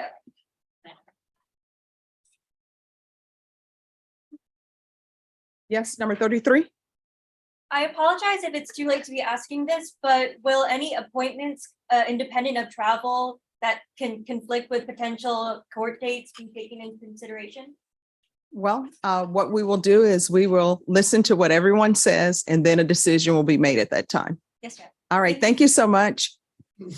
Defense, are you ready to proceed? Yes, Your Honor. All right, you may proceed. Hey, please, court. Counselors, ladies and gentlemen of the potential jury. I have to admit, I'm impressed thus far. Done many of these trials, and I've never seen so many people wanting to talk as this jury. I love it, making our jobs much easier. You got to remember that there's always two sides of the story. And if you heard Paul Harvey, he'll tell you the rest of the story. Now, before I continue, I have to ask, because I did not hear the judge nor the prosecutor ask this question. Do any of you know the prosecutor here is sitting right to my left? Do anybody or you know them personally? How about his partner? Any of you? How about my client? Any of you know him personally? Finally, any of you know me personally? Number, please.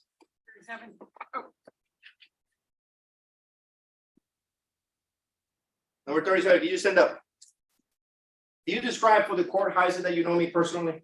Oh, we used to go to the same church. You go to the same church? And then, And you know, is that gonna hinder your ability to listen to the evidence as it's presented to you? possibly. So that means that you have already a inclination towards my client, Possibly. but you haven't heard the story. No. You haven't heard any evidence. In fact, if I was to ask you right now, how's my client, as he sit right here, how's my client right now? Is he guilty, not guilty, or? I couldn't determine that. So based on that, the fact that we go to the same church, and by the way, do I still go to that church? I don't know. I don't go to that church anymore. Okay. We don't go to the same We don't go to the same church church. anymore. Is that gonna hinder you, your ability to listen to the evidence on either side? And be, like the judge says, fair and impartial to the evidence? I would prefer to be be excluded if possible. You would prefer be, you don't even go to the same church anymore. Was I such a bad pastor that? We can be. Anybody else? All right. Well, I did not ask for that picture.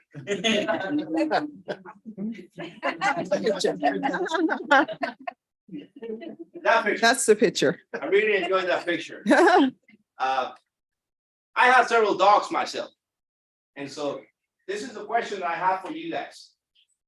Reasonable doubt is such a, we're placing such a strong emphasis on reasonable doubt, and it is their burden. They have to prove to you the elements beyond a reasonable doubt. You haven't heard a definition of it because the Supreme Court says, yeah, you are going to be deciding of that.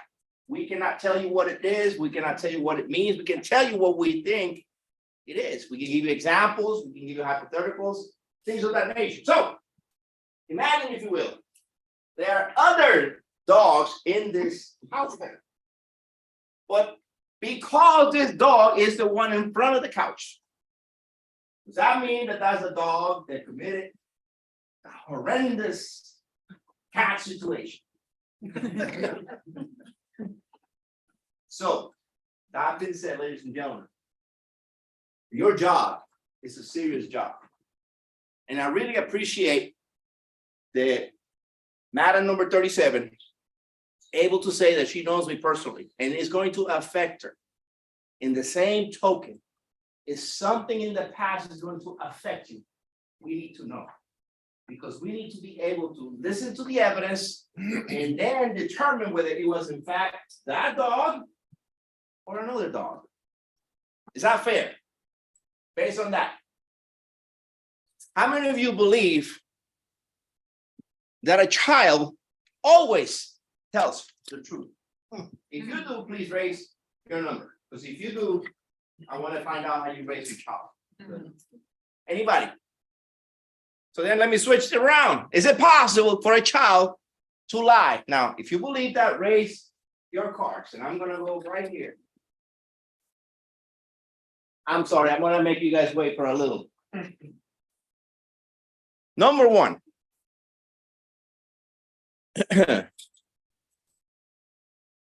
Says here that you have no children. So how would you know? So your assessment is based on other children, not your own. So you couldn't answer that question fair, could you?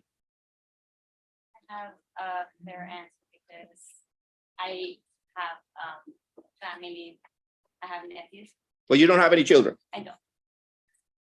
So you really don't know whether your particular child has a propensity to lie or not, because you don't have one. Yeah. Would you know and recognize the trait if you had a child of, hey, he or she might be telling the truth? He or she might not. I wouldn't be able to tell because I don't have a child. You wouldn't be able to tell. Thank you for your candor.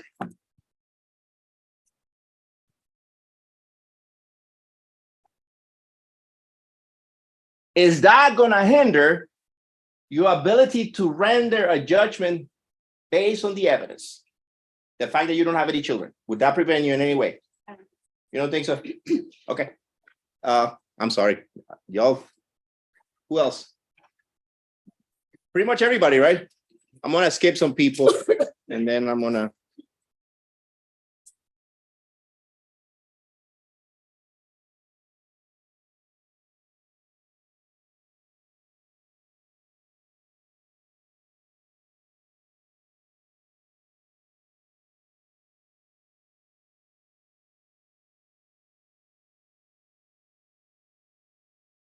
Number 11. Did you raise your number? Did you raise your number when I asked that question? Okay. And so tell us what makes you answer that question in the affirmative? I have no kids myself, but I was a kid one time, a long time ago. Ah. And I know I bad. Did you ever at any time admit to your parents, I'm lying? I think only when I was caught. By the way, I have to say this as well. Nobody has said it. as attorneys are taking notes and we're asking questions, we're not selecting anyone. We're deselecting. So please understand, this question might be personal in nature. Don't take it out on me or my client or the state or the attorneys. It's just the nature of our jobs. We all doing a job, and we want to have a jury that is fair and impartial to both sides. So again, I'm not trying to be funny, although that's another career that I have, but it happens to be very important because we're talking about children. And if you have any children, you will know. You can tell when somebody is and when somebody is not telling the truth. So question, may switch. You believe that the mother will know whether a child be lying. Now I need you to raise your numbers and keep it raised. If you believe that the mother will know that a child will be lying. Are you Please. talking about their own child or someone else's child? No, their child, the one that they birthed. However that is, I'm sorry. And they gave birth and now they know they raised this child, they fed them, however, breastfed, milk, raised them, took them to school at night with the medicines, all of that. Can the mothers tell? Yeah, this kid of mine, he or she is lying at this particular time. If you believe that, raise your number. He or she is lying, Yes, not the mother, the child. the child. Number 5, tell us a little bit about how you would know. I'm assuming that you have children, right? Huh? Okay. How would a mother know? Oh, they're grown. Your children are grown. I have granddaughters. I remember when my grandma, every time she found out I was lying, she hit me with a chancleta. Is that what you did? So you could tell. Is that important? Is that going to have any impact if this is what we're going to have in this case? Would that change anything? Again, I want to make sure that we're fair and impartial to both sides. I'm sorry, I'm asking too many questions. No, you're good. I don't know, it's hard to say just the way we're talking right now, if it's gonna be a hard impact. I'll be honest, right now, I'm like very sentimental. Like, You're very sentimental? mhm, So are you going to be fair and impartial in this case because I of what it, don't know. That's the thing, you don't know? yeah, I'm like. no, You have to I feel remember. Soft, I don't know, I understand. You have to remember. We have a job to do, I know. but a man's life is on the line. And that's no joke. That is a serious matter. And that's why I take my job so seriously. Because a man is facing 14 of you, and you all, whoever is selected, has to make a decision that will affect the rest of the life, not only of the man, but the family, the child, a lot of people. So if you have a proclivity to go one way or another, I need to know, because you don't need to be on this jury. Yeah, I'm probably gonna go one way or the other. Okay, so do you think that's fair for either It's one? not- Okay, so you're telling the judge right now, you Yeah. cannot be fair and impartial. Do me a favor, stand up. Number 5. How many people feel the same way? Now, I'm gonna ask you this and I'm gonna take my time. I want you to stand up. I want you to stand up. If you feel the same way like number 5. And one by one, I'm gonna ask you to give me the reason. Number 5, number 3.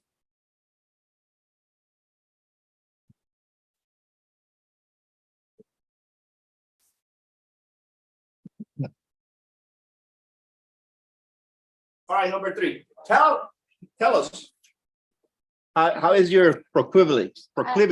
I don't think I would be fair because I was sexually abused. You were sexually, I was gonna get to that. You were sexually abused by who? My stepfather, between the Stepfather. age 5 to 10. And then when I was 14. Judge, I'm sorry. All right, thank you. You may have a seat. Number 4. Yeah, I also was sexually abused. You were sexually abused? 8 to 13. Okay. Yes. Living granddaughter, really, so I. Granddaughter. Okay. You know, I'd be Okay. like, Thank you, ma'am. Number 6. This is, yeah, number 6. All right, so I'm so sorry. I hate to interrupt. But if you all can make sure that you keep your voice up a little bit, because I know this is personal, but she still has to take no, that's no problem. But she still has to take the record down, okay? Did you hear me? Did she hear me? Yes. Thank you, I'm sorry. Something happened kind of similar to one of my daughters at school. And I'm looking at the father perspective, you too. So something happened to one of your daughters? Yeah. Cool. Okay, and based on that, you couldn't be fair and impartial to my client, perhaps? I don't know the guy that, honestly, it's like. They say the street shoot first and then ask question. So you'd rather ask for forgiveness than permission? Exactly. Well, you're not shooting at anybody. No. You're making a decision. It's just like, I'm thinking, as a father, I got $2 and. I don't know the story here, I don't know the answer over here, but I'm thinking about if something, I found somebody doing something to my daughter, something like that. I'll be the one sitting down there because I'm the one getting judged, because I'm gonna ask question. That's the way I'm. Okay, so thinking about it. I'm gonna kind of try to get this in the perspective that it's gonna help everybody. So because of that, because you have an actual case pending right now, you might want to get back at him because No, what I'm happened to your not daughter? saying that I'm trying to get back to him. I'm trying to understand you. I'm just saying that as a father, I don't want to be in the situation that judging somebody because as a father, me in my case, if something happened to one, something like that, something happened to one of my daughters. And I'm there, I'm not gonna ask question, I'm just gonna react, you know what I mean? So for me, it's kind of how like be on one side or the other side, trying to judge somebody. I will not judge somebody in that point when it comes to this already. I'm really trying to understand you. And you're Puerto Rican, right? Yeah. Based on that you know, all of that information, are you able to fairly, impartially listen? Huh? Oh, You say no? oh, no. Okay. I'm sorry. If you have the same feelings, please stand up. I don't know what, please. It's gonna take some time, but number 10. It's a victim of something happened when I was. You were a victim? Yeah. Okay, thank you. Number 14.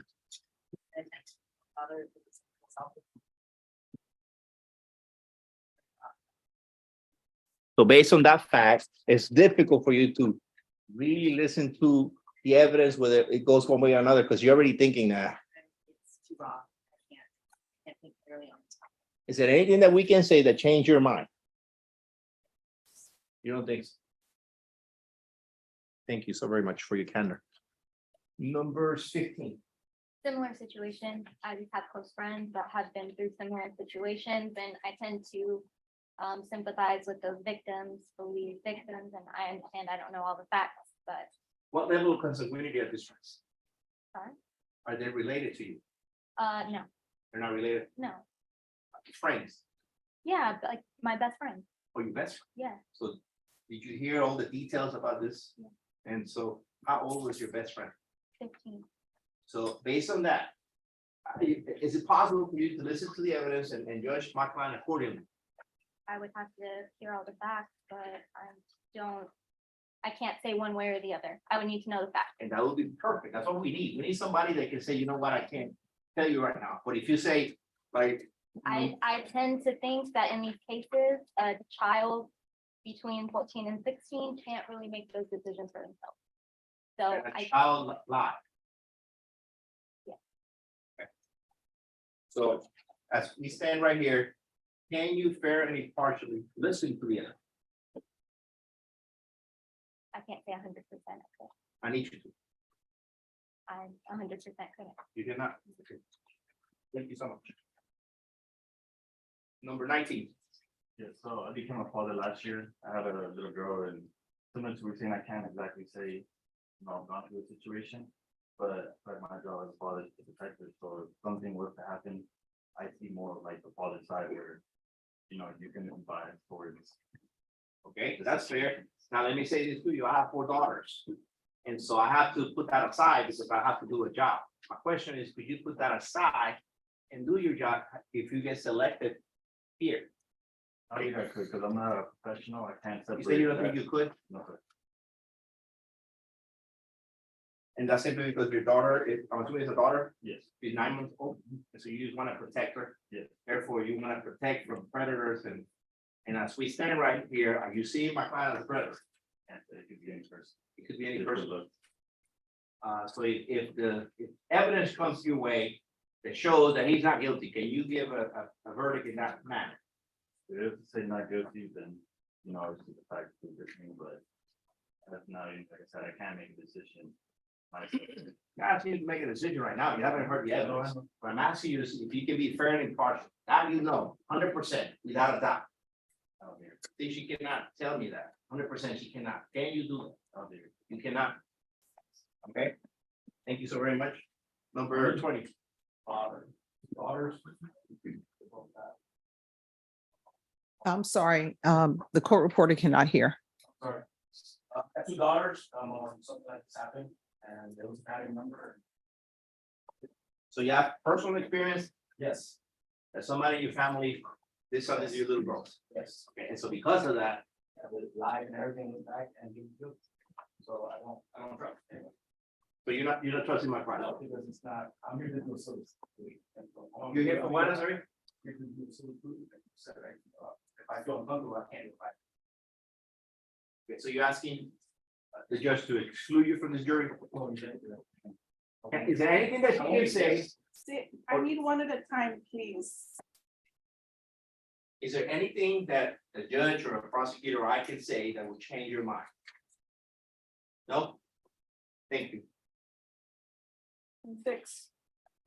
Situation with my niece too. Your niece? Yes. So because of that, you heard me say it time and time again, and you set that aside, listen to the evidence and come up with an actual accurate verdict. You cannot.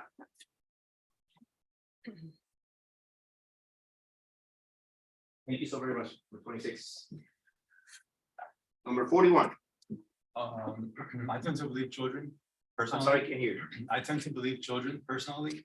You tend to believe children? Yeah, I believe children are less developed than adults. I'm sorry, but you have none. No, So how do you know? well, just, I don't know, children are not mature as an adult.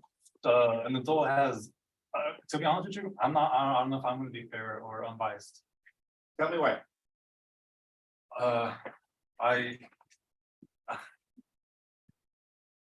You don't want to be here? I get it. I don't want to be here either. Can we can speak in private, right? Absolutely. You want to approach the judge after we're? Yeah. Yes. Yeah. Yes. And I'm sorry, guys. I'm not trying to put you in a spot. It's just, again, I have to do a job. And so we are looking both sides, and the judge is looking for fair and impartial jurors. They can listen to the evidence and nothing more. No preconceived notions. We can have a seat. Nothing else. In fact, have a seat for 1 second. I'm gonna say something now. I'm gonna ask you to stand up again because this is important. If this case was about the Spurs, there is no way in the world that I could be sitting in a jury. I don't care what any Spurs do. That's my team. I cannot put that aside. I can't. I love them. I see the games. I'm there with them. I cannot judge against them. I don't care. That's what I need to know. That's what we need to know. You cannot set that aside, the bias. We don't need you here. Okay, so again, if you were standing up, please stand up again. And I'm sorry if I sound redundant, it's just, but we have to know. Number 43. I'm an elementary school Can you teacher. speak up so they? I was an elementary school teacher for the last 4 years, and I worked with kids in Edgewood ISD, and I had to report several CPS cases. And I feel like it's going through experiences with a lot of kids and hearing stories of kids, I can kind of understand and feel in children not revealing all information. And I know that when kids are asked to report things and they're in front of certain people, they might hold back. I don't know if I really feel comfortable making a decision based on this man's life, because I have worked with kids and I've learned about the way they're developed and the way adults have developed, and it's a lot different, so I don't know if I would 100% give you and him a fair answer. And the Unbiased prosecutor, opinion. and the prosecutor. And a prosecutor, So unbiased opinion. based on that, even if the evidence shows something that proves my client to be innocent, you couldn't render a fair and impartial verdict, could you? Because of your propensity of believing the children and working with the children. I feel like so, because then later on, I've had to go back to several things after, giving my report and then the student coming back to me and giving me more information, so it's like, is everything presented that the child wants to say? Do I know 100%? All reveal that. So once the state presents the case, they close, and we present the case. If we decide to present the case and we close, that's it. You're not gonna get anything else. And you render a verdict based on what you have.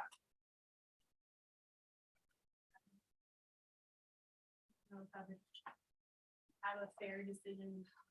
You don't think you will be fair? Unbiased. Is that what you said? Like an unbiased decision. Would you render an unbiased or will it be biased?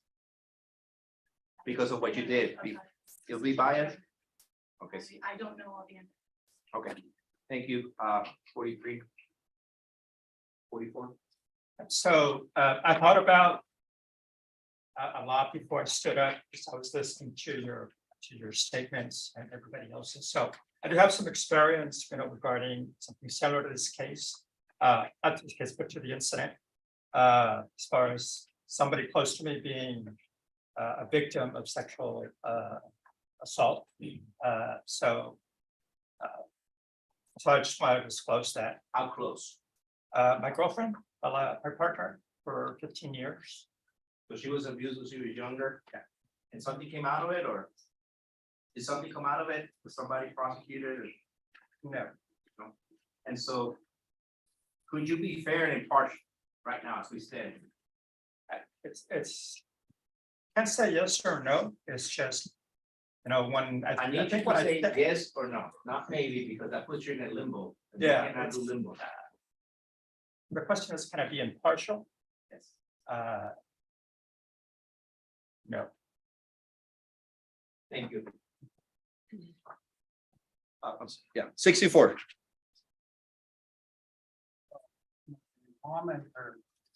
And I'm sorry, defense, Can you speak if up? you could have him speak up, and if you could not stand in front of him, because then it'll be Apologize, easier Your for Honor. the court reporter to hear. My mother and two of my aunts were molested by my grandpa. They never said anything until he passed away. And I just saw what it did to them. And their relationships they were always in bad relationships after that. My mom, she taught me to always be careful with my daughters. I raised them. I never bought my friends from work home to party or to come see football games or anything. That's just the way I was raised, and I think that an adult should know better than to enter into a relationship with a minor, no matter what. I see that this is very emotional to you. And so based on that emotion, can you set that aside, listen to the evidence, don't allow that emotion to overrule you, and be fair and impartial to my client? I think their job's almost impossible. My job? Thank you for your candor, sir. Number 6, wait, what happened? 61. So my mom, first of all, I'm religious. I'm Christian and I can't be the judge of anybody. But my mom, myself, and my younger daughter were all victims. And I don't think I can't judge this guy. Even though we all went through that, I can't judge this. Isn't it true that scripture tells us that the spiritual person can judge all things, but he himself cannot be judged? Yeah. Let me ask you, you said that you could not judge anybody. I can't. Based on what? Religion? I guess the experiences I went through, I cannot do it. Did you tell that to the judge earlier? I said I was for religious purposes. For but religious I- person? I did want to speak to her in private, but I guess since Okay. everybody's speaking out, I might as well Thank you. admit everything. Thank you. Appreciate that. Number 68. My brother molested my daughter and some of my police defendants. He went to prison. He's out. He called me, told him never to call me again. Because if I would have known when she was 5 years old that he molested her, I would have killed him. And again, nothing can change that. Nothing can compensate. Daughter. Nothing. I didn't tell you, Mom, because I knew what you were gonna do. And if I stay here, I'm just gonna be in tears. And I won't be comprehending, I won't be knowing what to listen to, or who to listen to, or if he's innocent or guilty, or what's gonna be going on through my mind or his mind. All right, thank you. Thank you. And I'm sorry. Number 71. Both my mother and my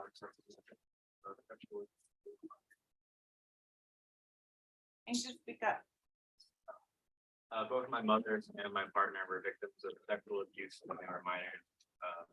My mother was from her stepdad, and for my partner, it was from several people. Both of them happened between the ages of 4 to 6. And so will that affect how you see the evidence in this case? Yes, Why is that?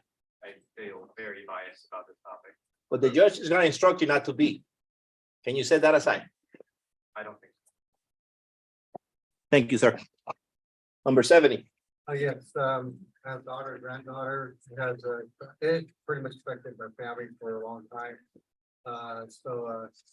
It's just something I deal with still to this day, and I play a big role in raising my granddaughter because of what happened many years ago.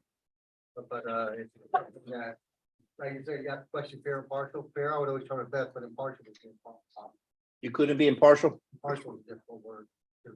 From what I've had to deal with for my family. So right now, as we sit here, my client has to convince you that he's innocent. Well, yeah, I'd have to be pretty convincing for this scenario. But the law says that he's innocent until proven guilty. I understand. Is that the strong of the feeling that you have? From what I've had to do to help my family out through my life, yeah, it's pretty good. Okay, thank you. 69. I have a younger sister who was 13 years old when she was raped. Child came out of it. To this day, the child, family's wrecked. We've been through so much. We fear parole. It's messed up my entire family because she was adopted out to family, to try to keep her away from everything. It's been a wreck. It's been, to this day, 25 years later, 24 years later, it's hard. And now he's been approved for parole for the second or third time. And my younger sister still, has to fight it years later, and emotions are up the wall at the moment, of course. But Do you somehow, courtroom dealing with a case like this, no. do you somehow feel that you need to vindicate your sister by convicting somebody else? So you could be fair. It's hard. It would be hard for somebody like me. I just lost my son. My son was murdered 3 years ago. And I'm dealing with the case, 2 cases actually, because there were 2 people involved. Are you taking any medications? They've asked me that over and over, and I refuse to medication. All right, thank you so Okay. much. Okay, thank you. Number 73. I've been probation officer for 11.5 years in California. I don't see what happened to kids. All right, thank you, sir. Thank you. Good. Okay, Thank you. thank you. And finally, 75. So based on my professional experience with victims, would have a very hard time being unbiased in this case. Granted, I don't know the details of it, but I am a board certified ER doctor and treated multiple patients with emergency room, both after the initial alleged harassment or assault, even years down the line where it's had lasting effects on somebody, psychiatric or psychological issues from it. And at that point, it's done self-harm. And so it's just, granted, I never knew the other party. I was just treating my patients that were in front of me, but it's very hard for me to to say that I would be unbiased in this case or somebody just because of what I've experienced with the young patients that I had to treat. Okay. All right, counsel. Your time has expired. Thank you. All right, thank you so much. All right, ladies and gentlemen, what's going to happen is I'm going to ask you all to step outside. To everyone that's in the box, if you'll make sure you take your personal items with you, please leave the white cards behind. And I'm going to have you step outside and then we're going to call you back in momentarily and you'll know who's going to be on the jury panel. Everyone, please rise. Oh, you may proceed outside. Just make sure you're lined up by 4:50.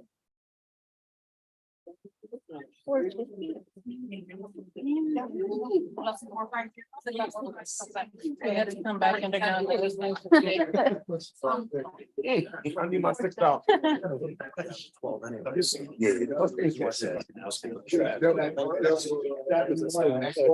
I'm right now, so I can do the last.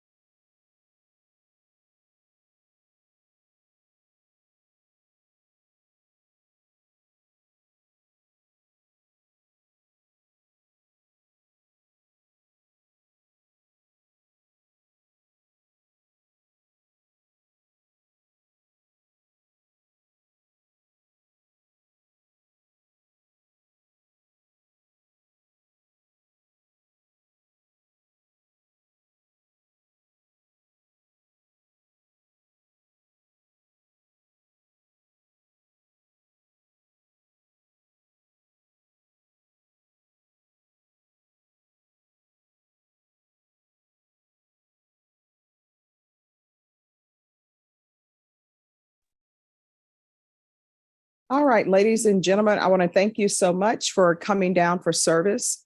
We cannot have jury trials without jurors. So you all should have received a white sheet of paper. That's to signify that you are here. If anyone doesn't have a white sheet of paper, just let the deputy know and he'll make sure that you receive one. If you parked in the garage, but you didn't get your parking validated, you would have to get it validated downstairs, but I believe they are closed now. So if for some reason you're leaving the parking garage, you can just let them know that you were in the 187th and we'll make sure that's taken care of. With regards to the white sheets you received, you can donate the money that you're going to be given for being here today.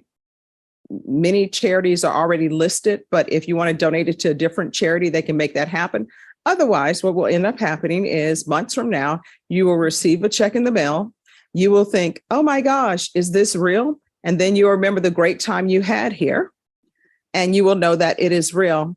I always tell people downtown is truly a beautiful place when you don't have time constraints. You're not worried about parking. You're just enjoying the atmosphere.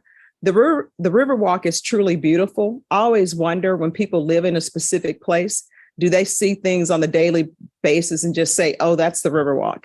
Whenever I have relatives who come from out of town, they think the Riverwalk is so beautiful. And I'm originally from Louisiana. You know, we have a lot of water, but they still think the Riverwalk is beautiful. So when you get that check in the mail, you can come downtown. 187th is always open. You can come here and visit us and you can enjoy time on the Riverwalk. Watching the ducks is always cool and refreshing down there. And you will be able to buy lunch probably with that. Not at the place that's very touristy, as we know, but we live here, so we know where to go to get a good meal. So again, thank you all so much for coming down and you are appreciated. With that being said, you all are excused. Oh, excuse me, not. Oh, we're like, no, not you.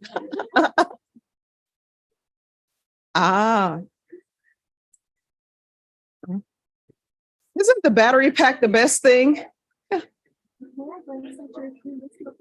Sure. You're welcome. Mhm. My mom ended up getting me a Halo. And so whenever people need charging, they just say, Stephanie, do you have your Halo? And they can plug it in.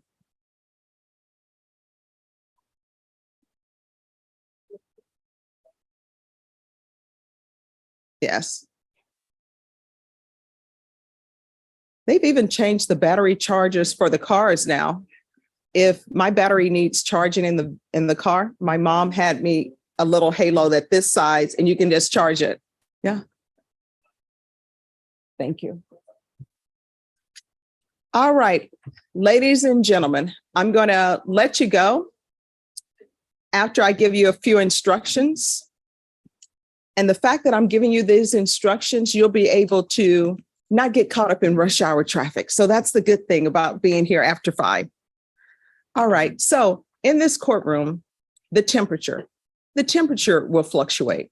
Sometimes it's cold and then people want to complain that it's too cold. And we tell everybody, please don't complain about it being too cold because then we end up with 90 degrees and it's super hot. So to be on the safe side, if you want to bring a jacket or something, you can bring a jacket.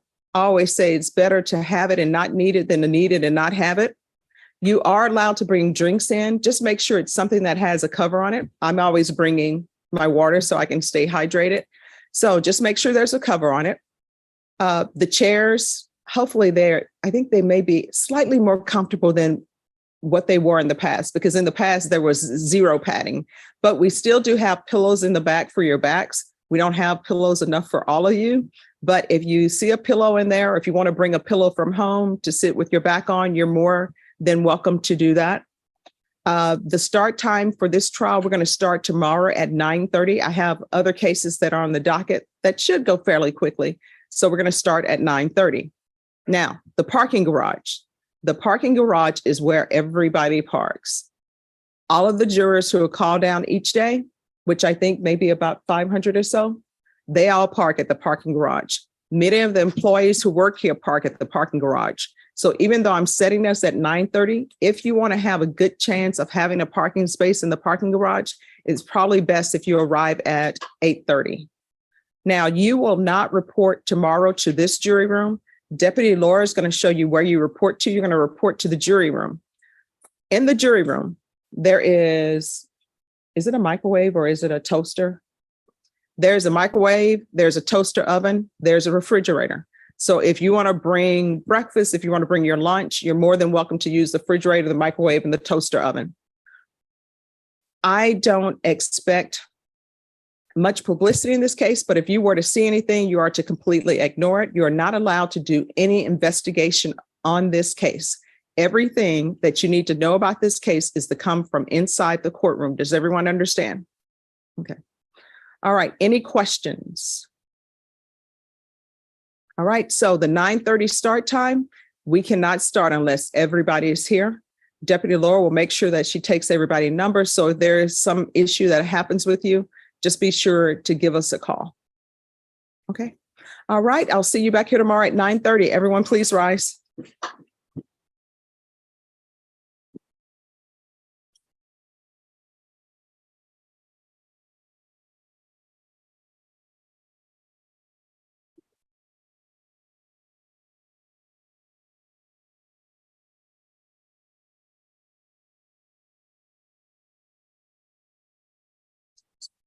Make sure that door is closed. Thank you. All right, everyone, please be seated. All right, so we're going to start tomorrow at 9:30. And Mr. Bias, if something happens, let us know. I know you said they've changed your time to a different day. Okay. Yes. Yes, we'll make sure that we do that. And we'll try to schedule that around maybe when the jurors are on break or something. All right, is there anything else? Okay.